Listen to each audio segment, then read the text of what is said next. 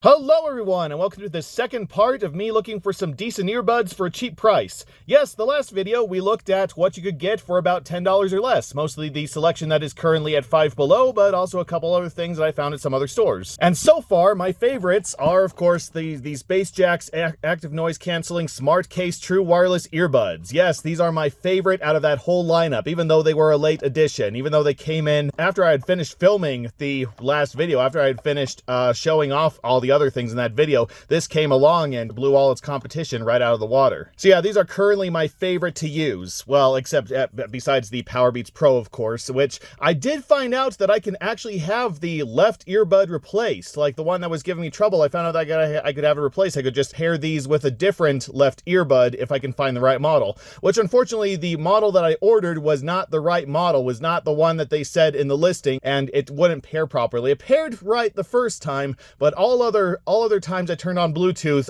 either the left or the right one would work, so I had to send that back. So hopefully this next one I ordered will work, and that will solve my earbud problem. But until then, these active noise canceling ones are the ones that I like to use. They're currently the highest quality budget earbuds that I have found, except for one glaring flaw. So while these do music really well, spoken dialogue isn't as great. It can't really balance music and spoken dialogue. When I was trying to listen to my podcast, whenever backing music came on, all I could hear was and yeah, playing with the equalizer on this just did not do anything. So I guess get one of these and then get those Prime Audio Icon earbuds that we also looked at in the last video for the spoken dialogue, or just find some slightly more expensive earbuds that can handle both, which is what I hope to do in this video. Yes, today I'm going to show off all the earbuds that I found that are over $10, but $50 or less. Yes, I've decided that that's my cutoff. I can't really see myself going any higher. I don't think I have the time or money to feature earbuds that are any more expensive. I'm not going to go into the high hundreds or even thousands or anything, of course. In fact, I had to spend a small fortune just to get these earbuds, and if it hadn't been for return policy, then I would never have gotten them at all. In fact, that was one of the problems when I was trying to shop around for these. A lot of the stores that had a very good selection of earbuds would not do returns. There were a lot of earbuds I wanted to test at NPS and Goodwill, but they only give in-store credit for returns, and there was really nothing else at that store, those stores that I wanted at the time. And Family Dollar and Dollar General, full stop, will not return electronics, even though they also had a decent range of earbuds. So that kind of cut into how many earbuds I could get for this video. However, I did a lot of shopping around, and I think I found a good amount of earbuds to, well, probably make this around the same length as the last video, but hopefully a little more entertaining. So once again, these are all wireless earbuds. No headphones, nothing wired, just wireless earbuds that I personally would want to listen to, that I am trying to sort through to find what I want to take to the gym with me. In fact, that led me to making another rule for this video: no rigid plastic tips. Those hurt my ears like you wouldn't believe. So yes, all the earbuds for this video have to have those little squishy gels on the end. And while this was supposed to be the final video in this series, at least for now, until they got a whole new stock of stuff in, I went to Walmart and Smith's and was absolutely blown away by their selection. So that is going to be my third video. For the third video, I am going to be going to Walmart and Smith's and getting all their selection. But that will have to come after I feature all these earbuds that I found and then return them and then finally have my money back to afford getting the ones at Walmart and Smith's. So yeah, watch for that. But until then, let's see what I managed to dig up through my many shopping trips, and well, let's see if anything can beat these. Or even these. We can hope. And before we start the look proper, let's finish up our look at the cheaper side of earbuds. Yes, not only did I find another pair of earbuds that were $10 or less, around the time when I was gathering all these budget earbuds to feature in a video, I also thought to myself, what can I find on eBay? What on eBay can I find that can count as budget earbuds? And since eBay doesn't have as great a return policy as these physical stores, in fact, to do return shipping on most of them just makes returns not worth it, I thought to myself, what can I get for $5 or less, including shipping? So basically that means that all these ones that I picked up had free shipping because I wasn't planning on returning them. Like I say, if I return them, I'd probably get like a penny back after return shipping costs. And also these came from the US. These had to be shipped from the US. I could make another set of videos detailing what I find from overseas stores like AliExpress and such, but that would probably take up the bulk of my channel, and honestly, you'd lose interest. Actually, I'd probably lose interest a lot faster than you guys lost interest. So yeah, my criteria was from the US, $5 or less. Let's see what kind of budget earbuds those very strict criteria allow for. Starting with these. Yes, these did not have a branding or a name. In fact, I believe the listing for these was just something along the lines of wireless Bluetooth earbuds for sport. So yeah, these are probably the closest I'm going to get to, like I say, getting stuff off AliExpress and testing those. These probably came from a shady Chinese distributor and were just in the US when I bought them. So yeah, I'm not exactly holding out hope for these, but let's test them anyway. Let's see what we got anyway. Yeah, very, very flimsy set of instructions. Focus, please. Focus. There we go. Kinda. Sorta. Yeah, and then English on the other side. So it says during charging, light will turn red. It did not turn red. The lights did not turn red. So when I plugged these in, I thought that they were broken. I thought that I wasn't going to get any use out of them at all. But no, after leaving them plugged in for a little bit, the light turned blue, which, as it says right there, headset is fully charged. The red light will turn blue. Please unplug the charger. So yes, they did charge, and I have not tested them since. And yeah, so these are those earbuds that connect to one big center thing, kind of like those acoustics we saw in the last video, except obviously a little less comfortable because, yeah, rigid plastic. I bought these before I made that rule, so I can tell you straight off the bat that these are not things that I am going to use. But, and also these are an older model that use micro USB instead of the USB-C, which a couple earbuds that we're going to look at also use. But I don't know, how is there much difference between micro USB and USB-C? Like, is USB-C the stronger connection, the stronger charger? I don't know. Maybe it's just become the standard or something and everybody has to switch over to USB-C. I don't know. But yeah, so these are the kind of earbuds that I said I don't like because you move your hand the wrong way and pop, off comes the cords, off come the cords, and they're completely useless after that. But, you know, like I say, I just wanted to see what I could get for $5 or less. And if I remember correctly, these were exactly $5. So, well, might as well see what exactly $5 gets you nowadays. Oh, and like the other video, I am going to be testing all the microphones. Everyone that has a microphone, which seems to be all wireless earbuds nowadays, I'm going to be testing the microphone functions on those. Oh, and also, yes, I'm still going to be using Childish Gambino's This Is America because that seems to be a really good song to test earbuds with, and maybe throwing in a little bit of Mike Oldfield's Tubular Bells to test the treble. But that will have to rely on if I'm significantly impressed with the earbuds and the first song first. All right, like I say, let's test these and see what $5 gets us. Yeah, exactly what I thought. Absolutely horrible. Very tinny, a little bit of bass, but not enough to care about. And the spatial sound was practically non-existent. In fact, the backing vocals at times would just completely cut out, just completely get lost in the backing music. So yeah, no, just no. I mean, the controls were responsive because, hey, they actually did include physical buttons, yay. And as for the microphone, this is me recording on these super plasticky, ultra cheap wireless earbuds. Pa, pa, pa, pa, pa.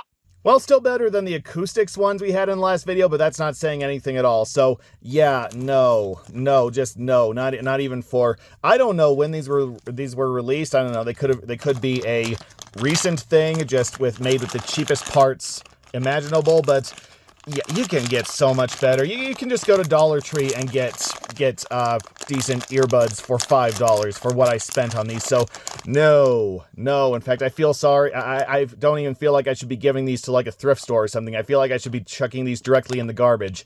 But I will be giving them to a thrift store anyways because I hate waste. So woe be unto whoever finds these in a discount bag for $1. Let's see what some actually branded $5 ones give us. Yes, these were also $5, and they are Mercury Innovations Wireless Earbuds R470. 4 hours long battery. I don't know, maybe that was a long battery for the time, but well, on second thought, I was gonna say that we've seen earbuds that with longer battery life, but technically I guess that's also if you factor in the charging case, which I don't think these have. So I don't know, maybe that is a long battery life in this case for just wireless earbuds that charge on their own. I don't know, like I say, I'm happy if my earbuds only last an hour or two because that's normally how long I use them at a time. And from what I understand, that's also basically what these were built for, because I have learned that the wireless earbuds that just are just all one piece, that don't have a charging case, that have the little controls on them, those are actually sport earbuds. Those are actually specifically made for sports, for going to the gym and such. So the earbuds that are specifically made for why I'm looking for earbuds in the first place are the ones I don't like. So ain't that irony? Is it? I don't know. But let's see. On the back, we have Bluetooth wireless, playlist control, secure design, sweat-proof. Yeah, once again, that's another indicator that these are made for sports, for going to the gym and such. IP54 rating. Isn't that more than the sweat rating we've seen on other earbuds? Weren't they like just IP4? Like, what's IP54? Or I don't know, maybe because of how it's printed, it actually, the other ones actually did say IP5 and followed by a number, and this is just supposed to be IP5 times 4, but they didn't put the little times in there, little time symbol. I don't know. I'm just not, that's not something that I'm really focused on. The R47 and these came out way back in 2020, but which isn't that long ago. I mean, technically now it is, but world was a completely different place back in 2020, wasn't it? All right, so yeah, like I say, I got these for $5, so they must have just been overstock or something. Because this is a nice case, nice packaging, and I don't know, I don't think that audio quality could change that much in a few years, could it? But yeah, here's trying really desperately not to break the cord, trying to get these out. Okay, I mean, I took them out before to charge them, of course, but then popped them back in for unboxing purposes, and now I can't. Okay, finally got them. Yep. So here's the charging cable.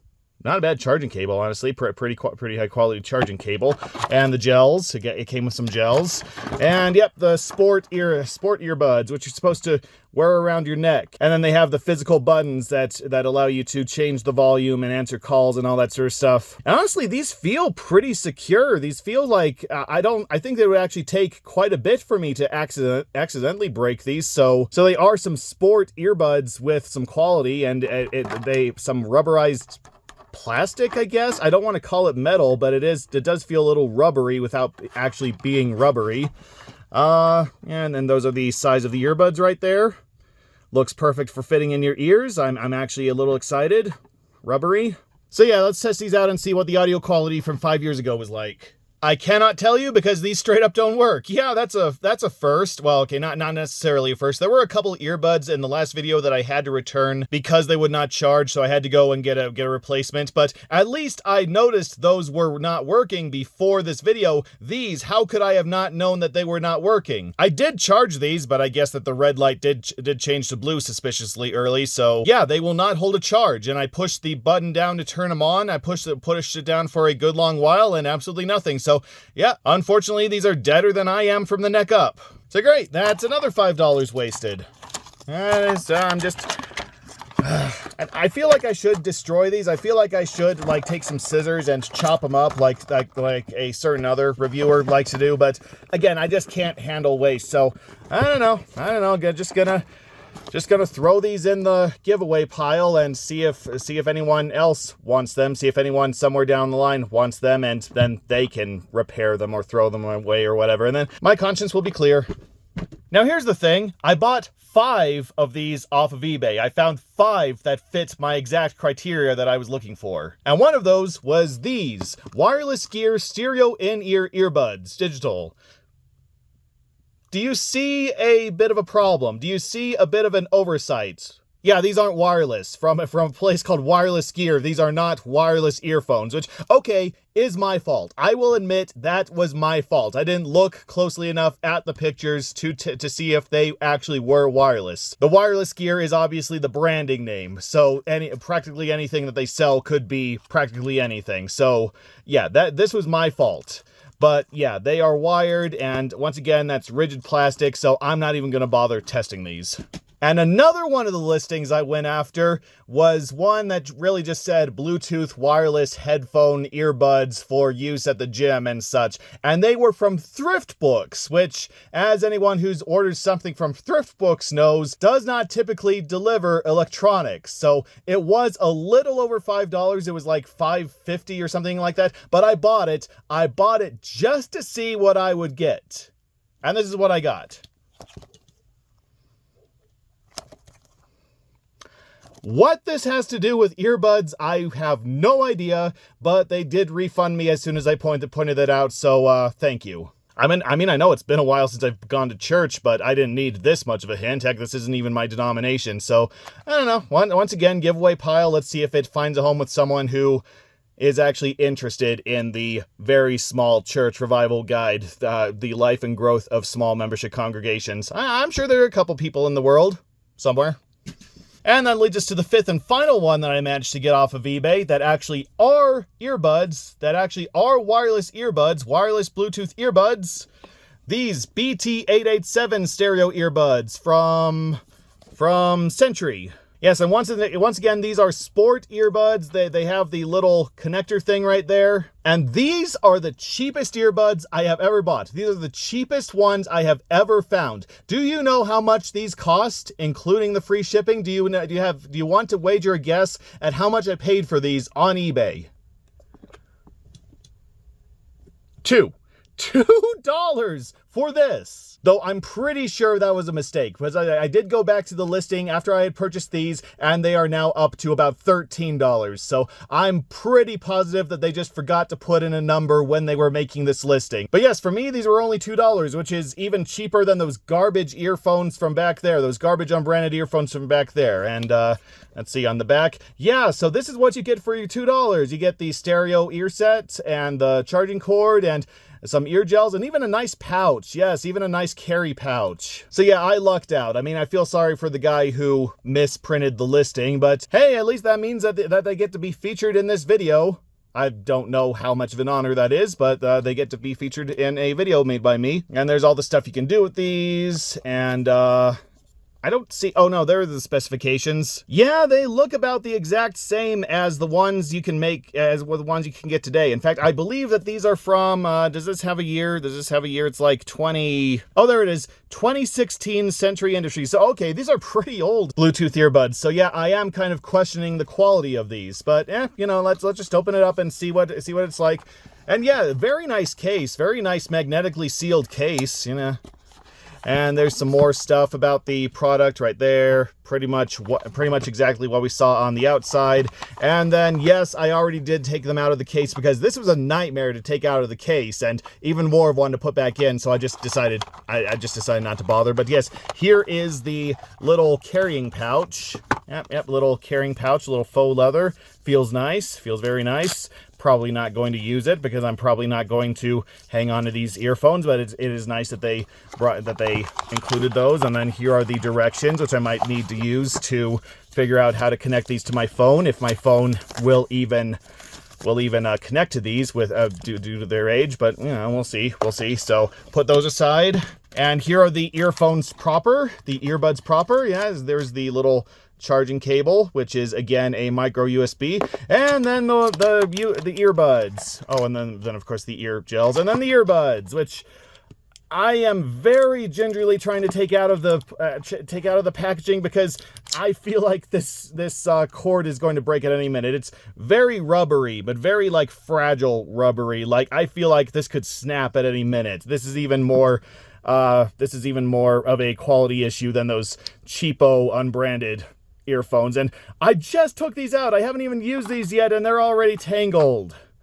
You know, it's like that Family Guy gag where Peter manages to get himself tangled up in the earbuds just by staring at them.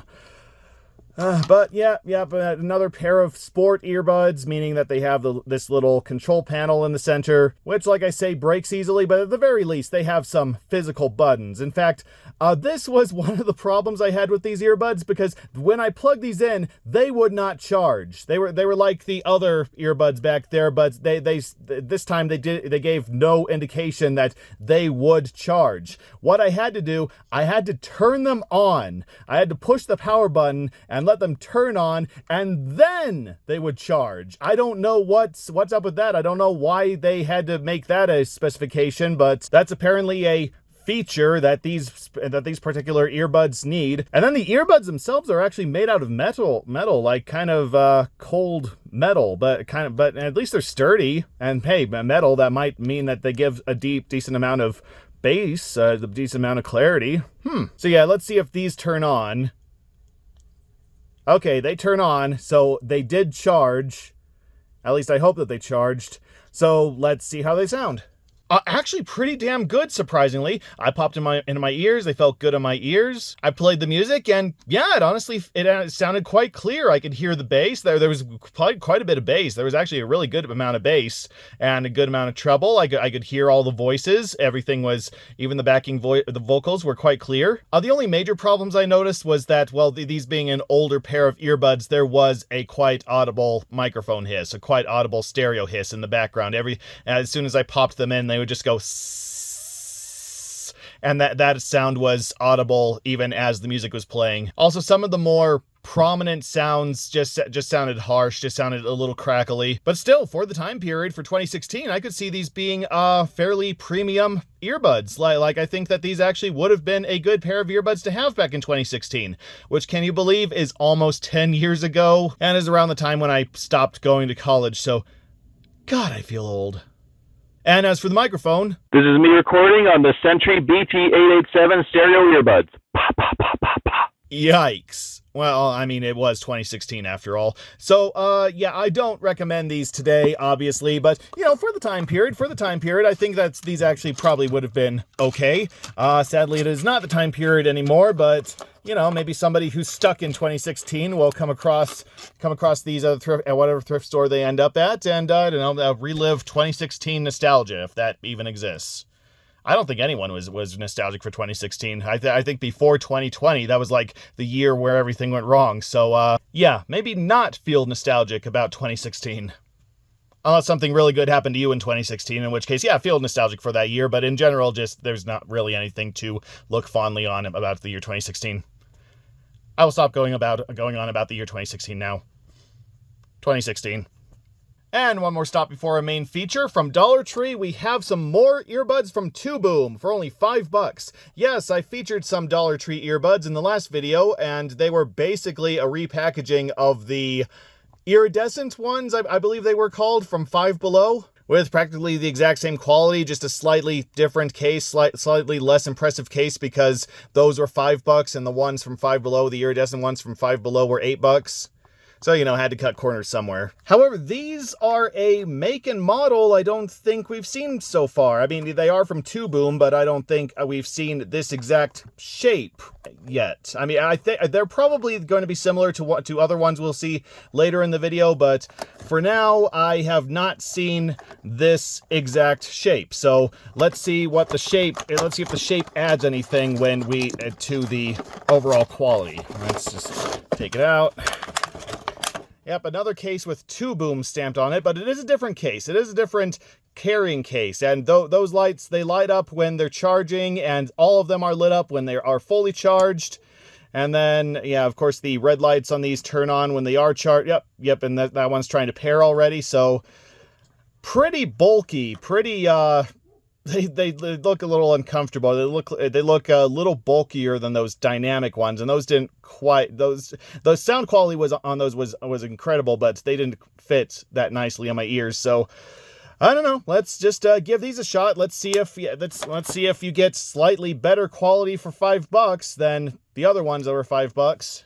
So I want to say that these are good. In fact, I want to say that these are really good, like practically crystal clear audio of good amount of bass without being overpowering, without overpowering everything else in the song. Good amount of treble. I could hear everything in the song. I could hear everything at pretty equal levels. Honestly, I want to put these up with some of the best we've ever listened to, and probably the best value for $5 that we've seen so far, including the ones from the other video and of course the ones that we've seen so far. However, most of the sound seems to be coming out of the right one. Like, it is very right earbud focused. There was practically nothing coming out of the left one, which, I don't know, might just be a technical malfunction. Maybe not all the earbuds are designed like that. Maybe it's just the quality of the stuff used in the manufacturing of these specific earbuds. But also, there was a very obvious hum in the right one. Very obvious electronic whine. It was just like, which was very annoying and persisted through listening to the music. So yeah, for that alone, I can't really recommend these. But also, the touch controls work probably too well. So on the instructions here, it says that if you tap twice, you get recall, which basically means that it calls the last person in your contact list if you touch twice. So you know, you can just be tapping on these trying to get it to play or pause your music, and you'll just keep accidentally calling up your friend until they're not your friend anymore. So that is not a good feature to have. And as for the microphone, this is me recording on the 2-boom Vibrant Air wireless earbuds. Yeah, and that's another indicator that they will not be your friend after you keep calling them, because they're just going to be going, what? You sound like you're recording underwater in the belly of a shark while you have your mouth duct taped and your tongue removed. So, so close and yet so far. So, I don't know. I mean, in terms of $5 earbuds, in terms of things you can just get for $5, they are pretty good. But this is just an example of, you know, just spending a couple bucks would probably suit you best in the long run. A couple more bucks, I should say. And with the cheapos out of the way, let's finally launch into this section of slightly more expensive earbuds and see if quality comes along for the ride. So these first couple are from Big Deals, which is where I found those true sound hard plastic earbuds. And because this is a discount store, that means the prices are slightly lower than what they would normally be in, well, a normal store, but not by much. So for the purposes of this video, they all still count. And we are starting with JLab teal earbuds. Yes, unfortunately, we have this big sticker, this big $16.99 sticker that's cutting off the model name, but we'll probably figure it out as soon as we open it and look at the instructions. But yes, JLab is a name that I see around. It seems to be another sort of budget audio distributor, but slightly more than what you'd find at, well, like I say, Five Below or Dollar Tree, Family Dollar. So they're budget, but not as budget, as you can see down here, where it's normally about $25 for these things. And on the back, let's see, we got the 35 plus hours Bluetooth playtime, which I'm pretty sure they are factoring in the charging case with that. And then customize your sound and experience with the JLab app. Yeah, I will be testing that out. It's got a be aware mode for safe listening. I don't know what that means, but I guess we'll find out. And then IPX4 sweat and splash proof. Yeah, that's what I was saying about those Mercury headphones, those Mercury earphones, that I think there was just a typo and they meant IPX4, not IP54. Of course, I'm not exactly going to be testing that feature, so we'll see. Clear calls and dual connect, either earbud, Google Fast Pair, and then all that stuff, all the stuff that we normally see with these things. And uniquely about the charging case, in fact, actually, I'm just going to go ahead and open it up and show you. There's too much packaging in this packaging. Nope, still not done. Okay, these are called Go Pop. These are Go Pop true wireless earbuds. Okay. And then we got like the quick start guide, show you everything you need to know. I think I know pretty much everything already. Well, I'll just consult it if I need to. And then, yep, here's the case. Just your regular plasticky case, kind of cheap feeling with the manufacturer logo on there, or distributor logo, one of those. And yes, and about this case, it has the cord connected to it. Yes, so you don't need to provide your own cord, or they didn't need to provide a cord. It's just the cord is always with the case, and it's USB Type-C, which is something I have not seen. I have not seen a cord that only connects through USB Type-C. I mean, I'm sure that they're getting more and more popular, but this is the first one that I've seen of this type. Now, is this a good thing? Is it a good idea to fuse the charging cord with the case? I mean, what if something happens to the cord? What if the cord runs out, or wears out, I should say? Don't you want a cord that you can very easily replace if something happens to the cable? I mean it is nice that you now have no chance of losing the cable, but you know, cables wear out like no tomorrow. So I don't know about this one. I really don't know. But we're not here for the cable. We're here for the earbuds, and the earbuds are quite bulky. In fact, hold on a minute. And a couple seconds after I took these out of the case, they immediately tried to start pairing with my phone, which cut off the recording, and I was worried that the recording was corrupted, but no, it's fine. But yes, they are practically the exact same shape as the 2-boom ones that we just looked at, just smaller. So hopefully they're a little more comfortable than these, because these were quite bulky, even though they gave off pretty okay sound. But okay, they're not the exact same, so hopefully that means that they're not the exact same sound either. But though I'd be okay with that. I think I'd be okay with that, because the 2-boom one sounded okay. It was just a couple things here and there that weren't as good. So, well, I guess I'll just have to... I'm worried to take the other one out in case it stops the recording, but let's just test them and see what happens. Let's see what I can do with these. Well, I'm speechless.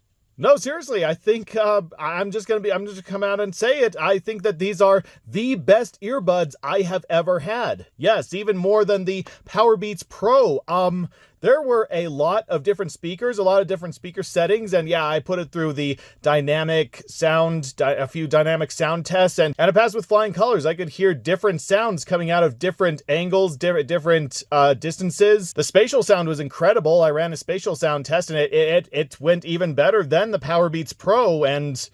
yeah, and then of course the music. Oh my god, I thought I knew what crystal clear was until today, but no, it felt like I was just in the room with everything. I felt like I was in the room with the Childish Gambino This Is America, which is not a room you want to be in, but it still felt like it was just happening all around me. And it doesn't stop there. I did download the app, and yeah, it's actually a pretty damn good app. It has a very detailed equalizer setting, or you can just choose from some preset ones. The safe listening mode that it boasts, it's basically like the transparent mode on most other active noise reduction earphones, at least from what I've seen. Like I say, I don't really have that much experience with noise reduction, but I probably will after this video. But yes, it helps you hear outside noises more and more depending on what setting you have it at. And yeah, I tested it with some other music. I tested it with my computer speakers, and depending on where I put the slider, I could either hear more or less of the music coming from my computer speakers. And then it also has an ambient sounds mode where it just plays, you can play like birds and space and fan and just calming atmospheric music. Just have them transmitting through these earbuds, and you can turn on as many as you like, depending on what makes you the most calm. So honestly, yeah, I'm kind of struggling to think of anything bad to say about these. Oh, okay, for the bigger sounds, for things that really took up the earbuds, I guess I heard a faint clicking noise, like when there was a lot of bass or even a lot of treble. There was just this very faint click, click, click, click, click, click, click, kind of in the background, and that was across everything I listened to, not just the This Is America music video, of course. And then there is a very slight delay in the sound. I mean, like between the stuff happening on screen and the sound being transmitted to you, there's a very like quarter-second delay between what's happening and how you're hearing it. It's just enough to be noticeable. I mean, but I guess it's not as bad as these active noise canceling smart case ones where like it's at least half a second. So, and then yeah, the touch controls work perfectly. In fact, if you use the app, then you can decide what gets pulled up depending on how many times you tap the earbuds and for how long. So that's a fantastic feature. And then as for the microphone, This is me recording on the JLab Go Pop Plus True Wireless Earbuds. Pow, pow, pow, pow, pow. Okay, not a major improvement over most of the other microphones we've seen so far, but it is there. It is still a little clearer. I mean, it's not as clear as I'd like it to be. I'm not exactly going to be recording any videos on these. But you know what?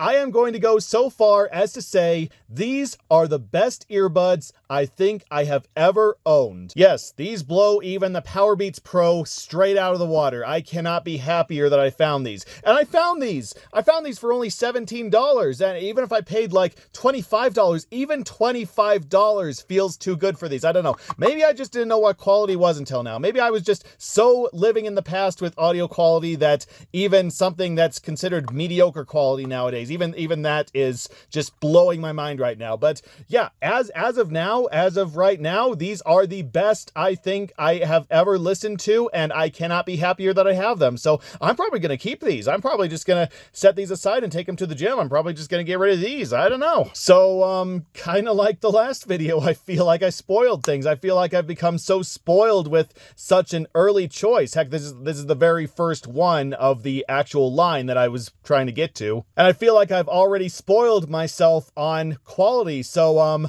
I am going to be very, very surprised if we find anything better. Of course, like I say, I might just be so out of tune with quality that everything else is going to be better than this, which, okay, you know what? I'm excited. I am actually very excited. So can't wait to see what comes next. I'm just going to put you know what? Yeah, I'm going to do what I did the last time. I'm going to go ahead and put these in the spot of fame, I should probably pack these up first.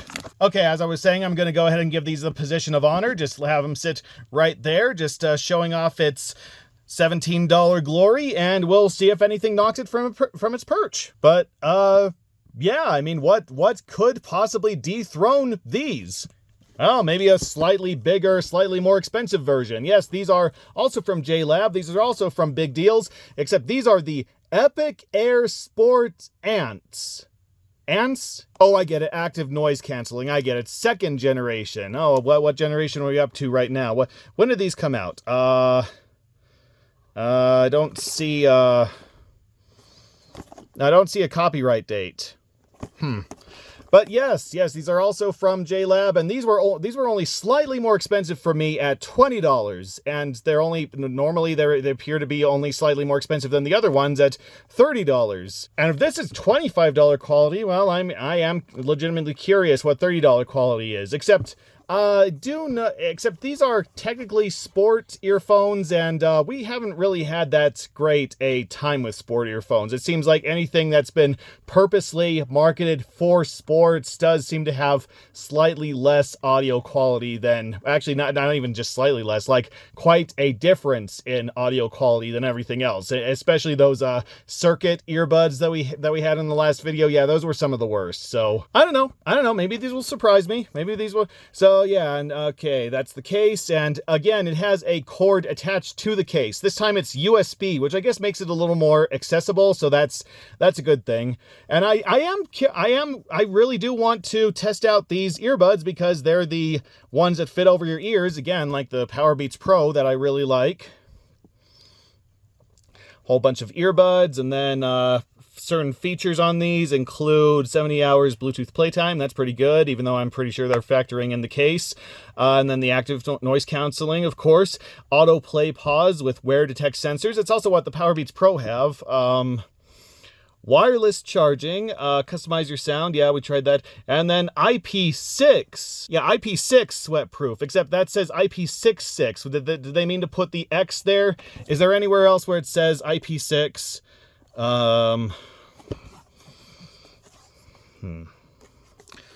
Not that I can see. Maybe on the manual. Let's go ahead and open her up. Nice big case. Again, nice big case. JLab on there. And then these must be the earbuds. Yep, so your selection of earbuds. So even they're given a nice display in the display. They're not just thrown in a little plastic bag. Sorry, I'm trying to see if I can find the instructions here. Well, I don't see any instructions. Did they fall out at some point? Did they just not come? Oh, duh. If it was a snake, it would have bitten me. Okay, yeah, quick start guide. yeah, all the stuff here, all the things and stuff and things. Let's see. I'm sorry. I'm just looking for anything else that might say IP6. Let's see, anything on here? Yeah, no, I don't see anything else that says what kind of water resistance it has. So, well, just worth a shot, just worth a quick look. So let's just put that back in there. Let's just put that back in there. Let's just put that. Come on. There we go. Wait, okay, there we go. We got it in the end. And let's open up the thing that actually matters. Boop. Yep, here are the earbuds, all charged and ready to go. Rigid, pretty rigid over the ear straps. I like that. And once again, as soon as I took these out, they tried to pair with my phone and cut off the video. So I'm probably going to have to look out for that more. I'm probably going to have to look out for that with the future earbuds I feature. So this is right, except I put this. Well, that's interesting. They have right on this side and left on the other. What, are we supposed to look at it from here? Because that's not how you put right and left. Well, nitpick. Like I was saying, it has pretty rigid over the ear straps, so these should fit pretty comfortably, at least more comfortably than those circuit ones we saw in the last video. And honestly, I'm just too excited, so I'm gonna go ahead and see what these give us. Yeah, pretty much nothing but positive things to say about these two. Honestly, I don't even know what else I can say that's not just echoing these. They sound almost exactly like the JLab earbuds, the other JLab earbuds. Put them through the test, put them through some spatial sound and some dynamic tests, and yeah, passed with flying colors. And the more advanced noise canceling it also boasts, yeah, it worked there too. I played to change things up. I played the 1812 Overture on my computer speakers, and yeah, I went through them. So we had the mode where it just sounds like there are earbuds in your ears, and then we had the active noise canceling, and then we had the transparent, and I could tell the difference on each one.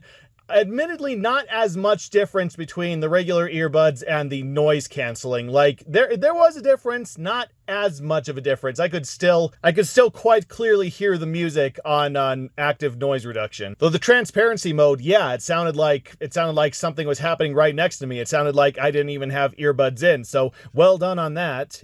There was a bit of a hum, though, a little bit of a staticky hum, like with a little cheaper microphones while the transparency mode was on. But honestly, I guess I wasn't really looking for crystal clear quality in that department. And besides that, it has the same modes as these other earbuds. I played with them a little bit and they were all fine. Touch controls worked, completely custom, could do what I wanted them to do. And as for how they felt, oh my god, I thought I knew what comfort was before these, but no, these fit around my ears really snugly. They were just right there. It didn't feel like they were going to fall off, and honestly, they were even more snug than the Powerbeats Pro. It just did not feel like they felt bonded to my ear, and not painfully so. Now, if I had to make one complaint, it's that I did notice a little bit of a hum, a little bit of a staticky hum while I was listening to the music compared to that. I did not hear any major hum with these, but these, yeah, there was a little bit of a hum when I was listening to music, and that it would persist for a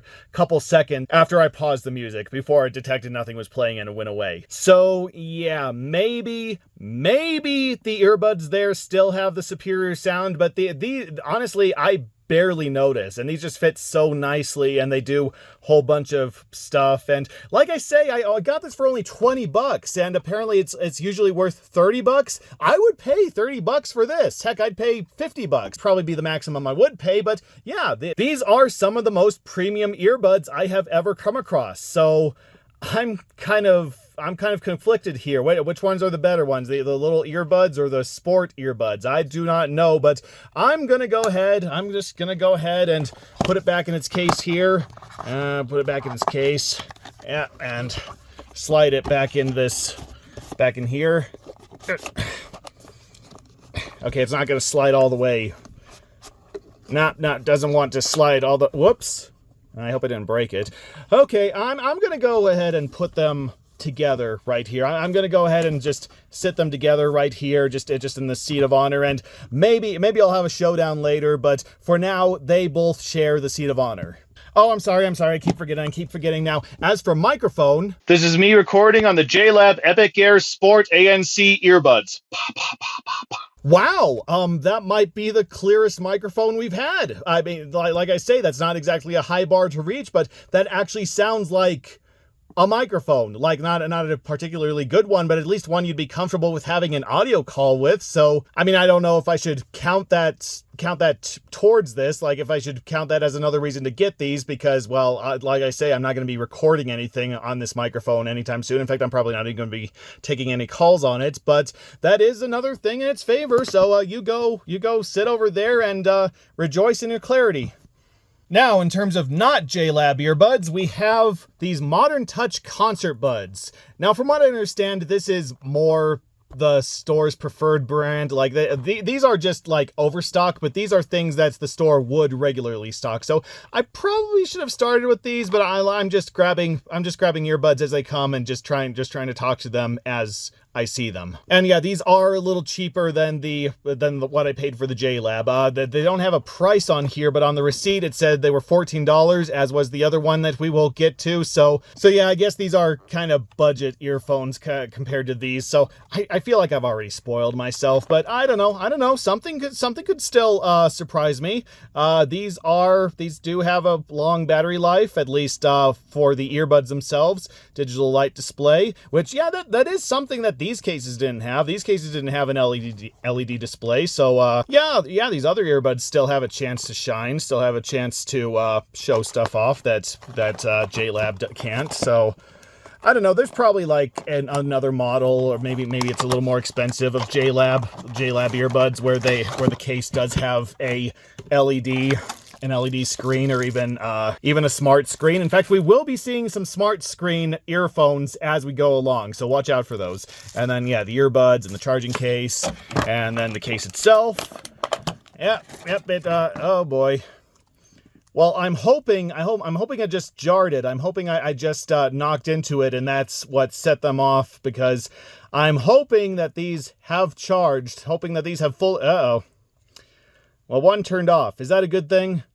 Is one done charging? Okay, both stopped charging. So let's hope that these are fully charged and they didn't get knocked off the pedestal when I was trying to put them back in the box and everything. But okay, yeah. So yeah, open it up and you got an LED screen, which, as we just saw, it can detect if both are charging or not. Can show you if both are charging, and then that 74%. Well, I fully charged the case, so apparently it takes like 25% of the total case to charge the earbuds, which is a good amount of power.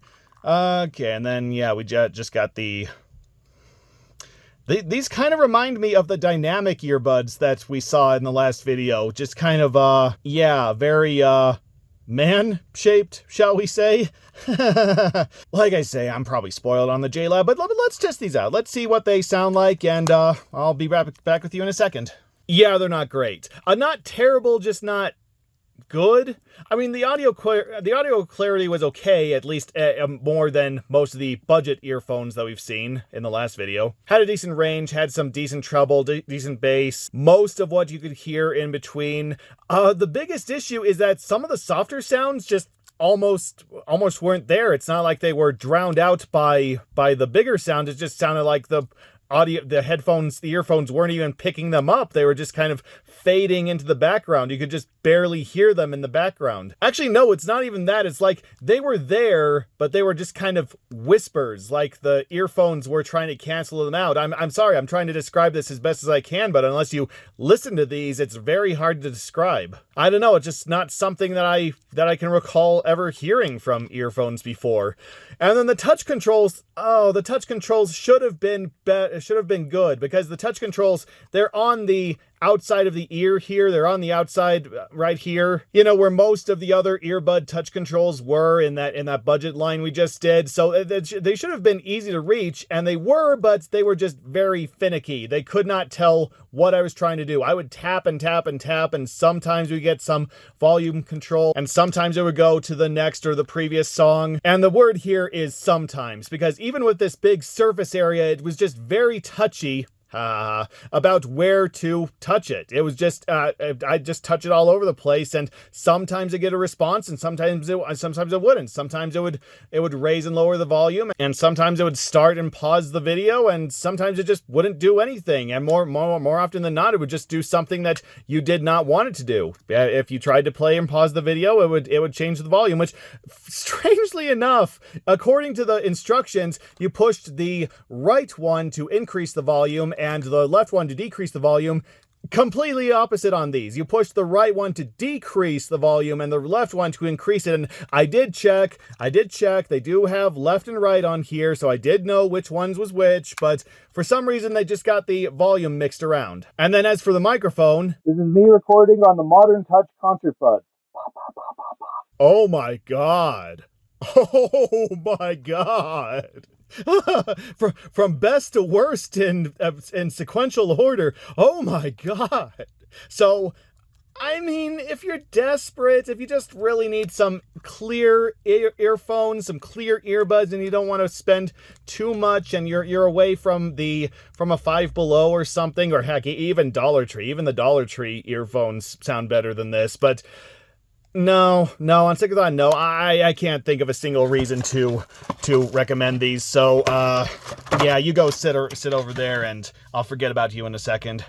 Instead, let's focus our attention on something else from those guys who made the hard plastic true sound earbuds. These are harmonic true wireless earbuds. And yeah, as you can see, they actually have those little squishy gels, so that's why I picked these up. And they honestly look quite similar to the ones we just looked at least in the sense that they also have a case with an LED indicator. Doesn't look like it's as advanced as the last one, though. That is something that I do miss from the last one. It also showed that the earbuds were connected and charging, which I think is a very, very handy feature for any of these cases. Let's see. It's also sweat and water resistant. I'm not going to be testing that. And back here it also says it doesn't say how sweat and water resistant it is, though. Don't these things have to come with a IP x4 or IP x7? Like are they? Is that just a sign of professional grade? I don't know. I really don't know. I only just heard of that when I started doing these earbud reviews, so I don't know anything about anything, as you've probably come to expect. In fact, I don't know, why are you even watching this video? I'm no expert. You can probably get a better idea of these things from somebody with a little more experience. I'm just reviewing these and telling them as I sees them. And what I sees here is no LED indicator. If I move the earbud, will it turn on? Well, okay, good. Okay, so okay, it's saying 0. Does that mean that does that mean that the case is completely discharged? Does that mean that the case has absolutely no charge now? What happens if I take them both out? Huh. I just charged this, so it's already flashing 0. So does that mean you know what? Hold on a second. I'm gonna read the instructions here. Yeah, okay, so the instructions claim that the LED is supposed to flash, the green LED is supposed to flash as the earbuds are charging, but I don't know if it was supposed to flash 0 over and over again. And I did try to charge it again. I did plug in the case to try to charge it. I took the earbuds out, of course, and I tried to charge the case, and all it did was keep showing 0. It would not show me any other numbers. So this may be another defective case, which is not a good sign. Not a good sign for the earbuds. I mean, like I say, it might just be my own thing. It might just be this thing, and I just drew an unlucky number. But, well, let's hope that the earbuds at least got a little bit of charge, at least got enough charge to test, and I will let you know how they sound in a minute. Yeah, not a whole lot of good to say about these either. Clarity was okay, range was okay. Too much bass. The bass was very muted and honestly tried to overpower everything. That's basically all I could hear through the song. I could hear the other notes, but then there was just a lot of bass going. Yeah, I didn't like that at all. And also, the right earbud, I think we just have technical malfunctions all around, because the right earbud also had that very annoying staticky electronic thing. In fact, it was like that popping thing, like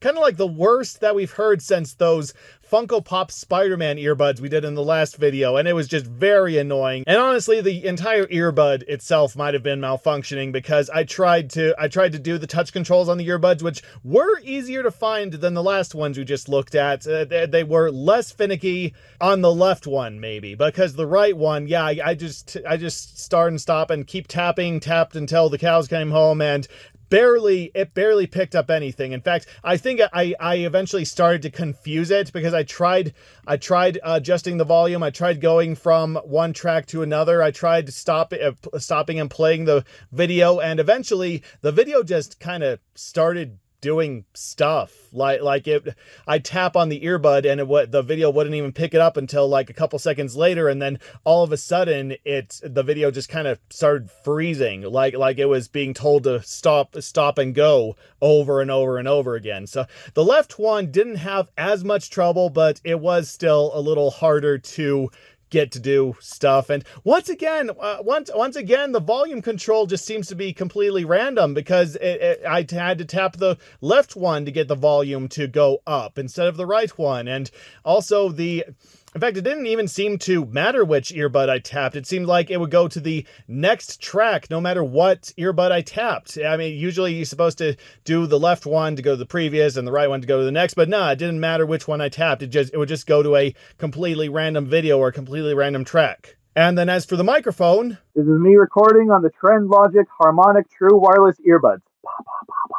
is that very slightly better or very slightly worse than the ones we just heard? Either way, no, I cannot recommend these. No, there are budget options that are much better than what these purports to give you. So yeah, sorry Harmonic, but your name is a horrible, horrible lie. Unless of course you're referring to like the harmonics of a 5-year-old playing a harmonica, which honestly, even a 5-year-old playing harmonica would probably do better than what you just did. So now that we're done with big deals, let's go to Target. Yes, I went to my local Target, and I went to the electronics section, and there was this huge wall that was supposedly full of earbuds. That was supposedly usually full of earbuds. Except when I went there, it had been mostly cleared out. So I don't know, maybe I'll have to go back there again and do another video based solely on what I find at Target. But they did have 2, so 2 is what I'm featuring here, starting with Heyday True Wireless Earbuds. Yes, Heyday seems to be the brand that Target seems to favor. And yep, this is the kind of packaging, just the kind of store brand packaging that you'd expect, just sort of a... What shade would you say this is? A greenish tan? I do not know, but I do know that it's Bluetooth 5.4 enabled, whatever that means. I don't know what version of Bluetooth is around nowadays. Up to 20 hours of yeah, this bare minimum case, bare basics, 33 foot range, because that seems to be the standard that these wireless earbuds go for. I don't know, maybe that's the maximum for Bluetooth. High quality sound range, be the judge of that. 6 hours, simple touch controls, IPX4 sweat resistant. So, okay, let's open her up, see what we got. If I can. Yeah, this one, yeah, as you can tell by the tear on the top, these were really hard to get into. In fact, I hope that they'll take them back now that I kind of damaged the packaging. So I guess we'll have to see. All right, yep. And so the stuff, the stuff and things and stuff is in there. I don't see any sense. Actually, no, I do want to show you something because, yeah, this is a very thick USB-C cable. I think this is the thickest cable we've seen so far. Does that mean it's excellent quality? I do not know. I cannot tell you, but I do know that this is very sturdy. This is the most rigid USB-C cable I think we've seen. So that is a good sign. I just don't know any other tests for it to see if it's the best out of the lot or anything. And here's the case. Oh, right, it's in a little plastic thing as well. But here's the case. It's tiny. Like, this is one of the tiniest earphones cases I think we've seen since those micro earbuds and the ones that I got at Smith's in the last video. Which is surprising because the earbuds are pretty much the same size that we've come to expect. They just look like I don't know, they just look like a regular sized earbuds. In fact, they almost look very similar to the JLabs over there. In fact, let's just do a bit of comparison here. Yeah, almost exactly. Almost the exact same shape. Practically the exact same size. Whoops. Where'd it go? There it is. Yeah, missing the logo back there. And I forgot that thing about how these try to auto-connect when you take them out of the case, so that turned off the video again. So, as I was saying, the only major difference is that there's a little bit more bulbous around here. The JLab is a little bit more bulbous around the ear area, whereas this does not have that. So I guess it just... and I guess the seam is a little different. In fact, I guess it's a little thicker. I guess the JLab is a little thicker, a little teeny, yeah. So I guess they skirted around the design just barely. So, okay. But, well, I don't know. That might be a good sign. That might be, if they look similar, then maybe they sound similar. We can only hope. So, let's pop these out and give them a shot. Hey, guess what? They're pretty good. Not great, but good enough. I think I'd put the quality somewhere around the highest quality budget earbuds we saw in the last video. It has some great range, some great treble, and great bass. Nothing seemed powerful enough to drown out anything. I guess the main problem is it's not as rich as the other things we've seen so far, as some of the other earphones we've seen so far. I mean, like I say, I think the JLabs really spoiled me on just how clear and deep sound can be. So this doesn't have as much speaker range, I guess we could say, just not as clear, just not as good dynamic sound, but it was still there. Everything was clear. Everything was very crystal clear. Like, again, not as clear as those, but still got the job done. Still sounded pretty good. Touch controls were I mean, I could get them to work once I found where I needed to touch them. Once I found out where the place was that was most touch sensitive. Yeah, I got them to work, and they were pretty easy to figure out. You know, you tapped it to play and pause, and then you held it to go to the next song or the previous song. And then another 2 taps would bring up the phone assistant. So pretty basic functions compared to most of the other earbuds we've seen, but they work. They work fine for what they are. And as for the microphone... This is me recording on the Heyday True Wireless Earbuds. Pop, pop, pop, pop, pop. Well, hey, that was pretty damn good. Still not the greatest, but it almost sounds like a human voice. It almost sounds like something you wouldn't mind hearing when you're taking a phone call. But besides the microphone, I mean, these are good. These are good, but these are also $18, whereas... like I say, they're basically the same quality as the higher-end earbuds from the last video, and those were $8 to $10, so... I think on the whole you would be better off getting some of those earphones, some of those earbuds that I talked about in the last video. Unless of course you can't find them, unless of course you don't have a Five Below or anywhere else that stocks them, and in which case, yeah, go ahead and get these. They're a decent pair. Decent. But that's not the only thing that Heyday is offering us, as they also have more true wireless earbuds, but this time with active noise canceling. Yeah, that's how you know that these are the big bucks. If they have some active noise canceling, then you know where the money is going to. Yeah. Same amount of charge time, same amount of how long they can have playback time. Let's see. Yeah, basically the same. Well, this is only Bluetooth 5.3, while the other one was 5.4. I'd complain more if I knew what that meant. Oh, did this? Oh, they actually have a little mantra back here that the other one didn't have. Hey, you! It's time to make your day, so take a minute to live out loud to power up your look and let your style speak volumes. I half expected it to rhyme. I was trying to put it into a song, but no, it doesn't. Are they like trying for a haiku? Hey you, it's time to make your day. So no, it's not a haiku. I don't know what it is, but it is, they are words of encouragement. So, okay, you put me in a positive mood, so let's hope your earbuds live up to that. Yeah, and same stuff that we saw with the last one. Also very thick USB-C cable, so it's nice that they're putting the quality somewhere. So, once again, a very small earbuds case, not as small as the other one, and a little less detail. I mean, the last one had 4 charging lights, and this one only has 1. I mean, I guess 1 is all you need, but I don't know if you're putting more money into these. So the last ones are $18, and these are $30. So yes, they really want to they really want to put their money towards that active noise canceling, I'm guessing, because they also simplified the style of the case to just one light, and then... Oh, did the other one have a button on it? No, the other one didn't have a button on it. So there you go. We lost a couple lights, but gained a button. I think that's a fair trade-off. And then you open it up, and there are the earbuds, and they are charging. They have their charging red lights, which I hope that means that they got some charging time in there, and they haven't just been hanging loose or something. And they're a little bulky. They're a little, I don't know. I'm kind of worried to put these in my ears. Yeah. Which, by the way, the other ones, the ones we just looked at, oh, they fit perfectly. They just slid right in. It's like my ear was perfectly tailored for those earbuds. So I don't know. Maybe I'll be surprised about these. Let's test them out. See how much noise they can cancel out.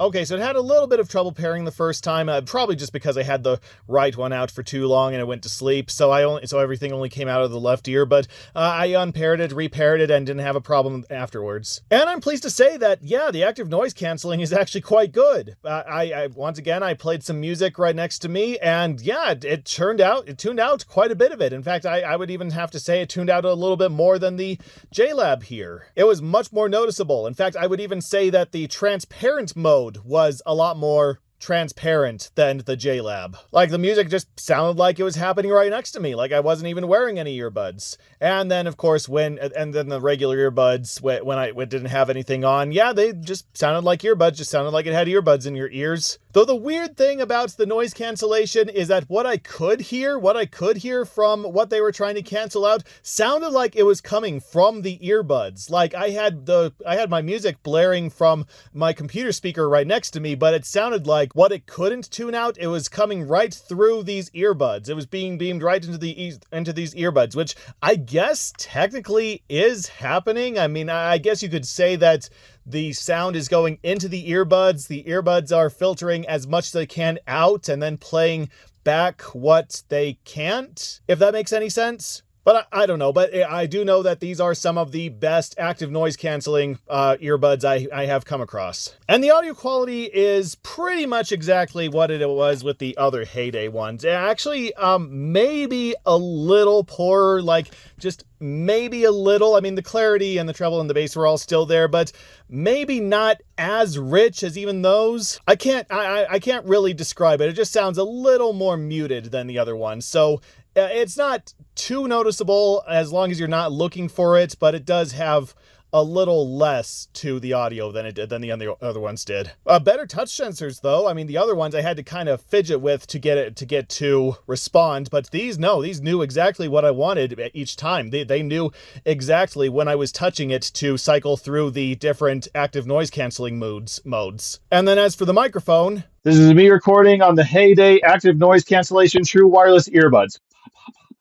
I don't know. Maybe the other earbuds had slightly better microphone, but even so, it is still one of the best microphones we've seen in this entire look through. Like, again, I think even a little better than JLab. Still, even so, I don't know if I would recommend these, at least not with other options, with other better options available. I mean, these were $30 from Target, and like this thing said, this thing was like $30, and it has all sorts of different functions. Heck, this was $10. This was $10 from Five Below, and it had active noise cancellation and more, and pretty much sounds exactly the same. So I guess if they're your only option, if you can't find anything else, then yeah, they're probably worth $30. They're probably $30 well spent, though I would recommend that you go out and look around, see what you can find before you settle on these. So there you go, Heyday. You have just had your heyday, and you have been found And with Target out of the way, let's move on to TJ Maxx. Yes, they're another overstock store, only one of the more ritzy ones. You know, they try harder to look and act like a regular store with prices to match. I mean, there are still discounts, but not as discount as other discount stores I'm aware of. But I did still find a couple decently priced earbuds here, starting with some, let's adjust the bumping the camera, of course I am, some AirFlex Duo earbuds. I'm assuming that's how they want you to read that. Actually, no, I think they're Airbuds AirFlex Duo because they have the earbuds name reserved. Can you do that? Can you do that? And why is the earbuds on here rubbery? What is the point of that? But okay, Airbuds AirFlex Duo. And these are the most normal ones that I found at TJ Maxx. And hello, me reflected in the plastic. I'm glad I can't see your ugly face.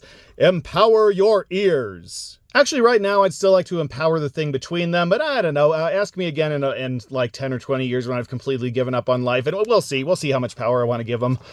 Yep, here's all the specifications, and oh no, is that, oh no, okay, I thought that these were going to be rigid plastic again, but no, they're shaped like it, but there is a little rubber thing on the ends. Okay, yeah, I'll have to show you some more of that when I open this up. And apparently, these are kind of premium options, because not only do they give you the sound and such, like the auto pairing, of course, and the charging case, and control it all, and the volume optimize. And then you can see the battery status on your widget screen. I wonder if that's actually going to show up on my phone screen. And then universal mic with volume and track control. Well, at first I'm going to have to see if the mic is good enough to want to make different tracks with it. And then earbuds magnetically snap into charge case. Yeah, that was actually something with the other one. I'm sorry, I forgot to show you the other one, but the other one also had little magnets that snapped into the charging case and stuck to each other as well. So hey, that's handy for earbuds. And then that's all the stuff that you get with this. Okay, let's open her up. Again, because like I say, I already opened these to charge them, make sure that they could charge. And then here's the instructions and the cable and the buds. I'll set that aside for a minute and set that aside. Okay, and here is the charging case. Whoops. And the little protector screen on here, which I didn't bother to take off because I am probably going to be returning these, and I need to return these as unused as possible. But I will show off the little silicone case. Yep.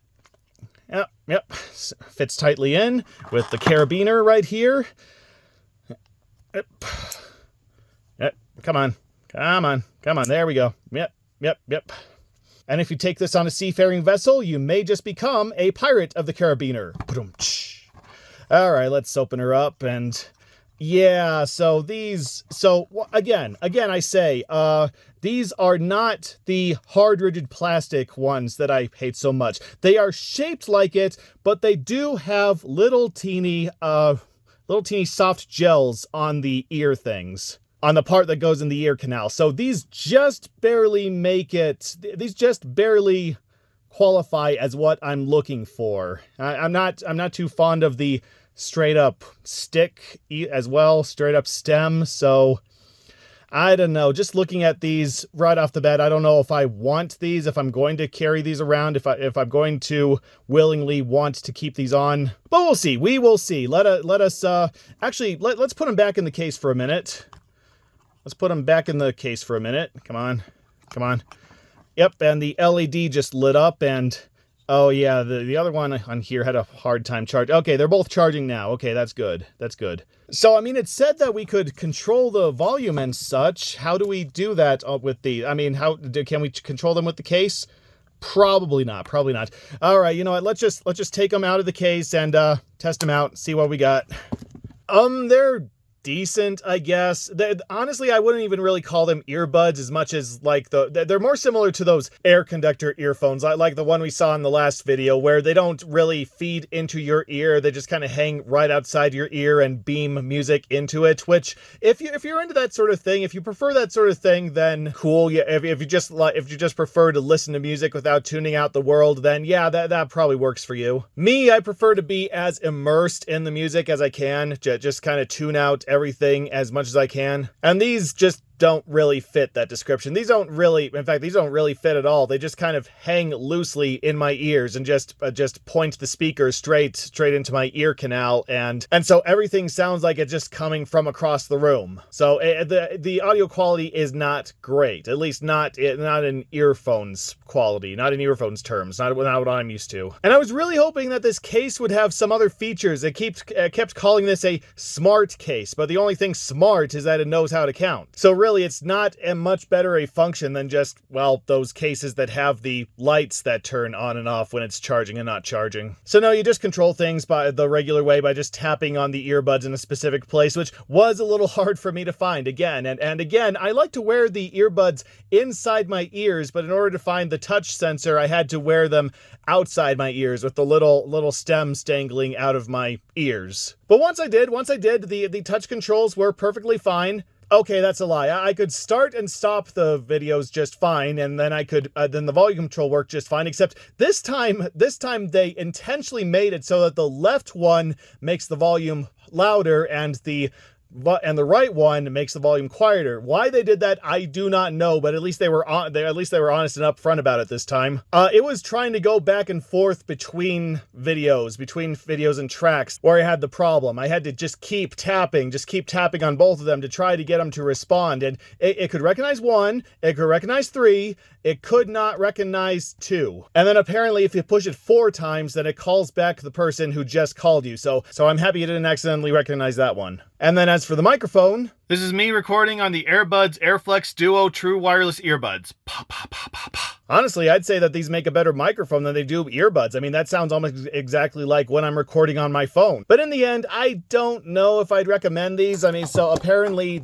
I bought these for $17 and they're comparable at $22. And you know, those Heyday, the basic Heyday earbuds were $18. And okay, they didn't come with a silicone case or a carabiner, and they had a less smart charging case, but on the whole, I think that those were better earbuds. So honestly, I recommend those over these, unless like I say, you're the type of person who prefers the air conduction and not just having the thing shoved straight in your ear canal. Still better earbuds than those movies. Of course, that goes without saying. You know, at this point, I think we need something different enough in this video to spice things up, like another touchscreen smart case. Yes, from Palm, we have... Come on, Palm. Come on. There we go. Okay, from Peace of Mind, Palm, Peace of Mind, we have some ANC Touch. Large touchscreen ANC wireless earbuds. And you know what, heck with it. I'm just going to bring in the other one too. Yes, the first one is ANC Touch, and this one is Escape. At least I think that's what they're called. I do not know, but they are the most prominent feature of both the cases, so I'm going to go with that. So let's just move this out of the way, stand these up a little bit. Can I get them to fit? Can I get them, no, that's going to be a no. Okay, well, we'll just try to make it work as we go. But yes, these are both smart case touchscreens, both touchscreen smart cases. And honestly, they seem to have practically the exact same specifications. 30 hours playtime, noise canceling, touch controls, ambient mode. This one says it has an equalizer mode, but I'm pretty sure this one also has equalizer mode. Let's see. Yeah, mostly the same stuff on the back here as well. Let's see. So they're both magnetized. A little bit of a different case design, though, it looks like. It looks like this one, you insert them on the top, and this one you insert from the side. You know, whichever way you prefer to insert your AirPods. Looks like it has the exact same contents. Well, this one says it has environmental noise cancellation. Apparently, you get a better microphone out of this than this one. Maybe, could be. I do not know. I guess I'm just going to have to test that out. Go into a little more detail on the Pro Audio sound. That actually goes into 20 hertz to 20 kilohertz, and whereas this one just says that it offers a dynamic frequency response. And then on the side here, let's see, smart screen touch control, ANC noise cancellation, equalizer, Honestly, I'm pretty sure that these basically do the exact same thing. They're just slightly different screen sizes and slightly different operating systems, but I don't know. I guess we'll find out. I am going to pair these together. I'm going to try them both together. This guy, though, you know, these earbuds want to be affiliated with I don't know, college student type, you know, just have a sturdy backpack and sturdy jacket, just wear these all while walking to your next lecture, enjoying that noise canceling technology, whereas these want to be the more rugged type. Yeah, look at him in that jean jacket, that rugged jean jacket, the backwards baseball cap. Yeah, he's enjoying that noise canceling technology while he's out doing rugged stuff. I don't know. Okay, let's just take these out one at a time. I don't think I can take them out both at a time. Okay. Whoop.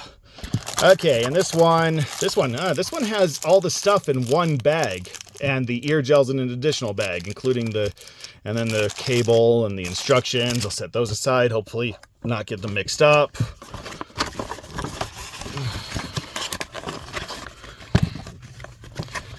Quick start guide, I'll hold on to that too. Okay. And then these other ones, basically the exact same casing, basically the exact same kind of furry, come on! Basically the exact kind of furry inside, furry case inside. I don't know what to call it. I don't know why it's furry. It also has a quick start guide, and it also beeped at me. I don't know if you heard that, but it beeped at me for a second. I don't know why, but it did. Let's see. This one just has the ear gels right there in a little bag, and then there's the instructions for that. Yeah, there's a little cord that fell out. Okay, get this all out of the way. Whoops. Yeah, like I said, getting all of this out of the way. Da-da-da. This is the professionalism you come for. Okay, let's see. Let's go through these ANC Touch ones first, the little screen first. Okay, yeah. So this is very much like the Smart Case True Wireless earbuds that we found from Five Below. Let's hope that they have a little bit more to them, and it's not just a more expensive version of this. Okay, so yep, there's the screen where you can manually control the play and the pause and the skip without having to resort to the smart buds, the touch areas on the smart buds.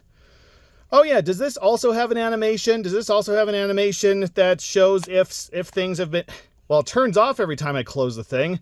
Whoop. Whoop. Oh, it doesn't have that animation. Darn. Oh, I really liked that animation. All right, so let's just put them back in.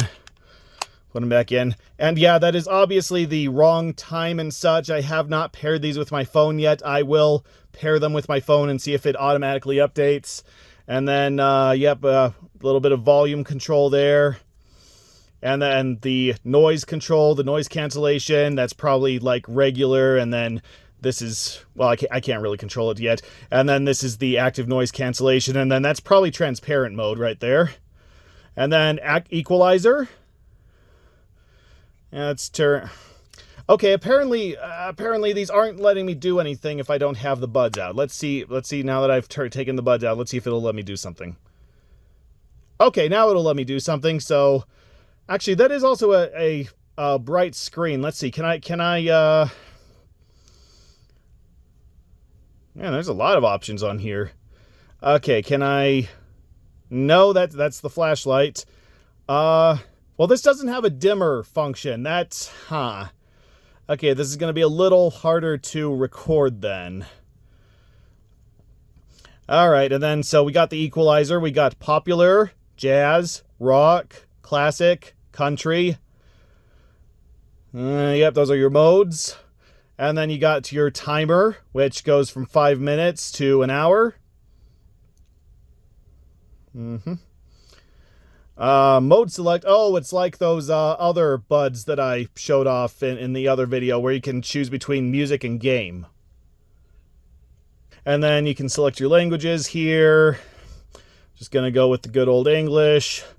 Lock wallpaper and oh, that's interesting. They actually give you a choice between what wallpaper for the lock screen and what wallpaper for the regular screen. That's interesting. Don't know if that's necessary, but it's how many options do we have? We have 1, 2, 3, 4, 5, 6, 7. Well, 7. That's more than the Five Below ones gave us. They only had like 5. And they're probably all the same wallpapers for this one too, right? 1, 2. Oh, no, they're different. Why are they different? Why do they have different wallpapers for the lock screen and for the main screen? I don't know, but they only have, what was that, 4? 1, 2, 3, 4, 5. Okay, they have 5 for the home screen, but 7 for the lock screen. That makes no sense to me. I don't know what the story is behind that. I'm just going to go with the default here. So that's what time it thinks it is, probably around the same time that it was manufactured, probably what's written in its BIOS. What does start mean? Oh, okay. You can manually set the time. I'll get back to that later. Find my earphone. Let's see if that works. I'll figure it out. Okay.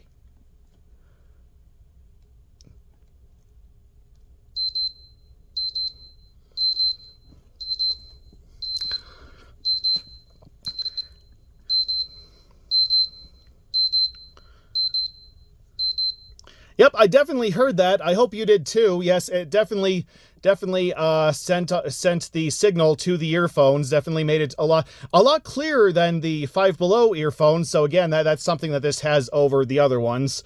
And then we have the flashlight, like I showed, and then camera. So I'm assuming that this is going to be like the Five Below one, where if I push the camera button, then it's basically acts as the whatever button the camera function uses to take a picture when I'm in camera mode. I'm not gonna touch that right now because it's probably gonna stop the video. And then recorder function. Well, that's interesting. I wonder what recorder function it brings up if I try to tap it. Once again, I'm not gonna tap it right now. I will let you know after I look through everything. And that's that tour. Yep, and then there's the buds.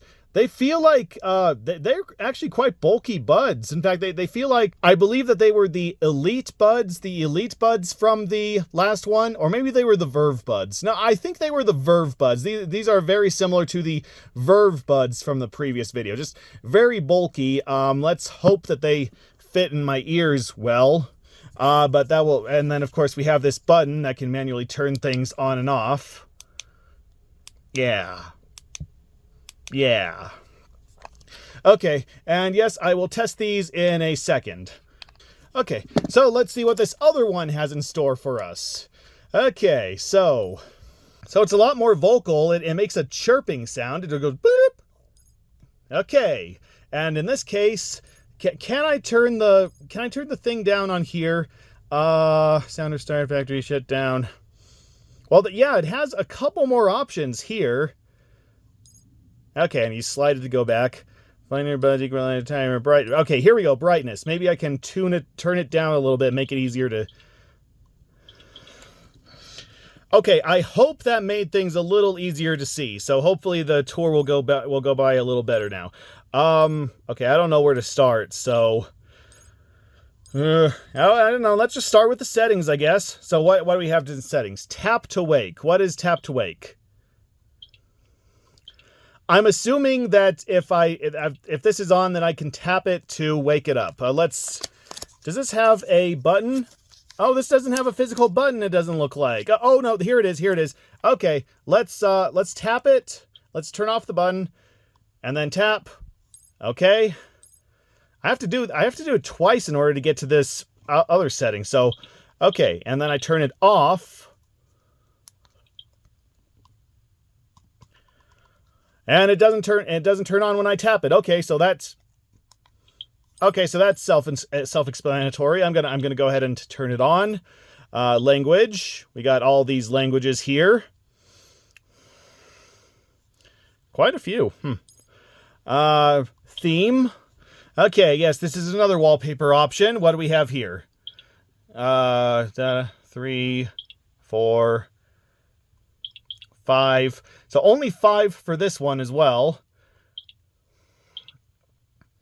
Yeah, you know what? I think I like that blackness sort of thing. Of course, to you, it probably looks blue. Let's see. And then sound.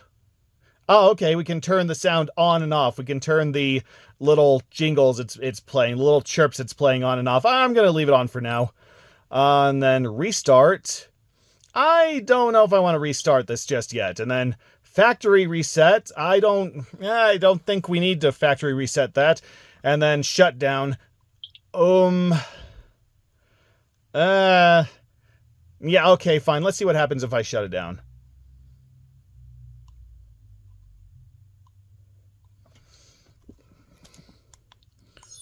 Oh. Hello. That was nice of it.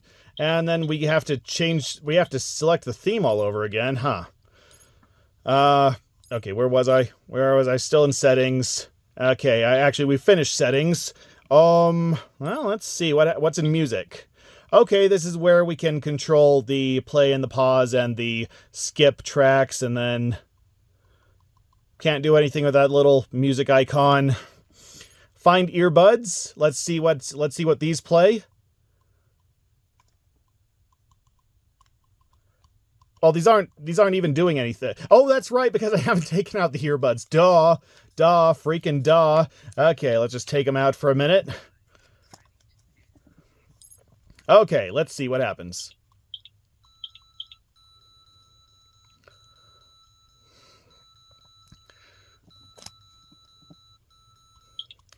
Okay, I hope you heard those. Yeah, they definitely make some loud tones. Not as loud a tone as the other ones. I think I preferred the other ones more high-pitched chirping. I think that those would more easily help you find the earbuds.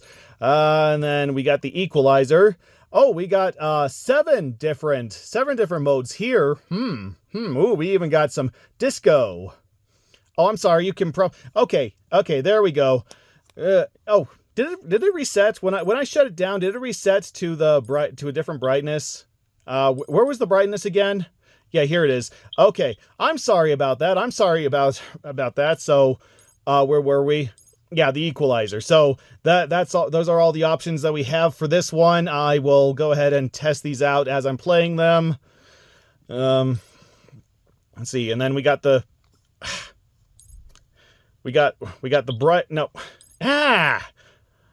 Okay, we got the timer. Yes, so okay, this one goes all the way down to 1 minute, but this only goes up to 10 minutes.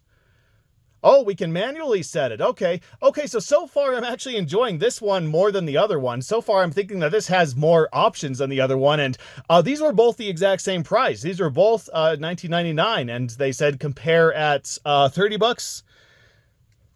Yeah, both said compare at $30. Now, I don't know where they're getting their prices, but I can imagine that one of these is like $30 somewhere. And then brightness, we went into that. Ambient, so this is the active noise cancellation mode. Yep, we got the active noise cancellation. Okay, so according to what I just heard from the earbuds, this is the regular ANC, and then this is the transparent, and then this is just off. This is no ANC. Okay, spatial. What is spatial? Okay, from what I'm guessing, these are like different modes. These are different modes as to what you are listening to. So this is movie, music, game. I'm going to try to test those out as well. And then style. Did we do the style?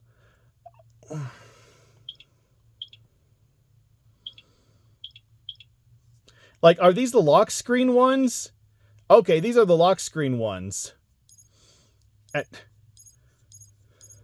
Oh, that's the menu. That's how you select stuff on the menu. I see. So you can select it to default where you just go swipe left and right. Oh, actually, I'm kind of enjoying that more. But okay, let's do kaleidoscope, see what happens. Oh, that's disorienting. That's okay, and then you can switch. No, I don't think I like that. Okay, how do I go? Okay, gear. Let's just stick with gear. Let's just stick with the default gear. Why not? And then, what's dial? Okay, so dial just takes you right back to the home screen. And then flashlight.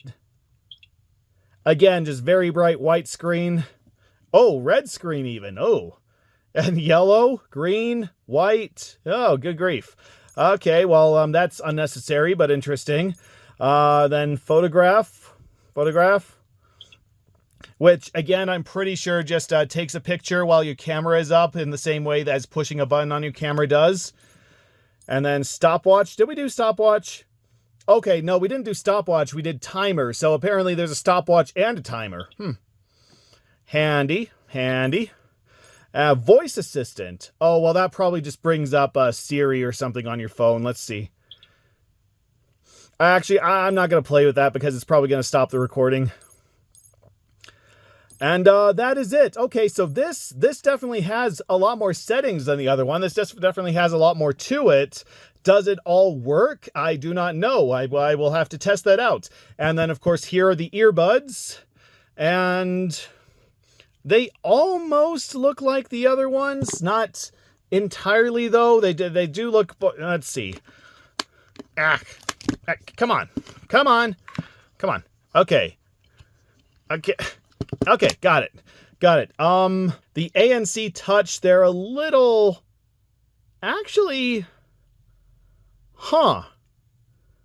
Actually, okay, there's a difference here. The ANC ones have a little thing here. I'm gonna guess that's a microphone, so maybe the ANC ones have slightly more advanced noise canceling. I don't know. Also, the ANC ones are a little shinier, have metallic ones on the bottom.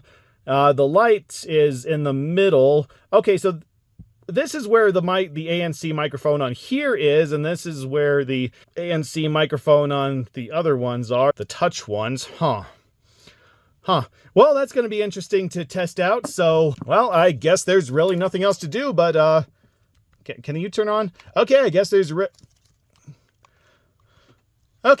really nothing else to do but to test them out and see which one is the better option. Okay, after some rigorous testing, here are my findings. So, in general, these earbuds are honestly quite good. Good being the word here. They're not great, they're not some of the best we've come across, but they do both function as pretty high quality earbuds. But they both have their own strengths and weaknesses. So in audio quality terms, both of them do sound good. They do have a full range. They do have some noticeable treble and noticeable bass. On the whole though, I think that these sound better. The Touch Go earbuds sound the best because they have a much richer range. They do have more sound to them. They're more notes to them. It's really in the higher treble that they start to falter, and the higher pitched notes aren't as clear as they could have been, but they do have some really good bass. They do have a really good range of bass. You can definitely feel the bass. Whereas the Escape one, yeah, its strength is in the higher notes. It is in the treble because the bass is not great. There's not as much bass to these, or at least the bass isn't as crisp as it could be. In fact, it's only in the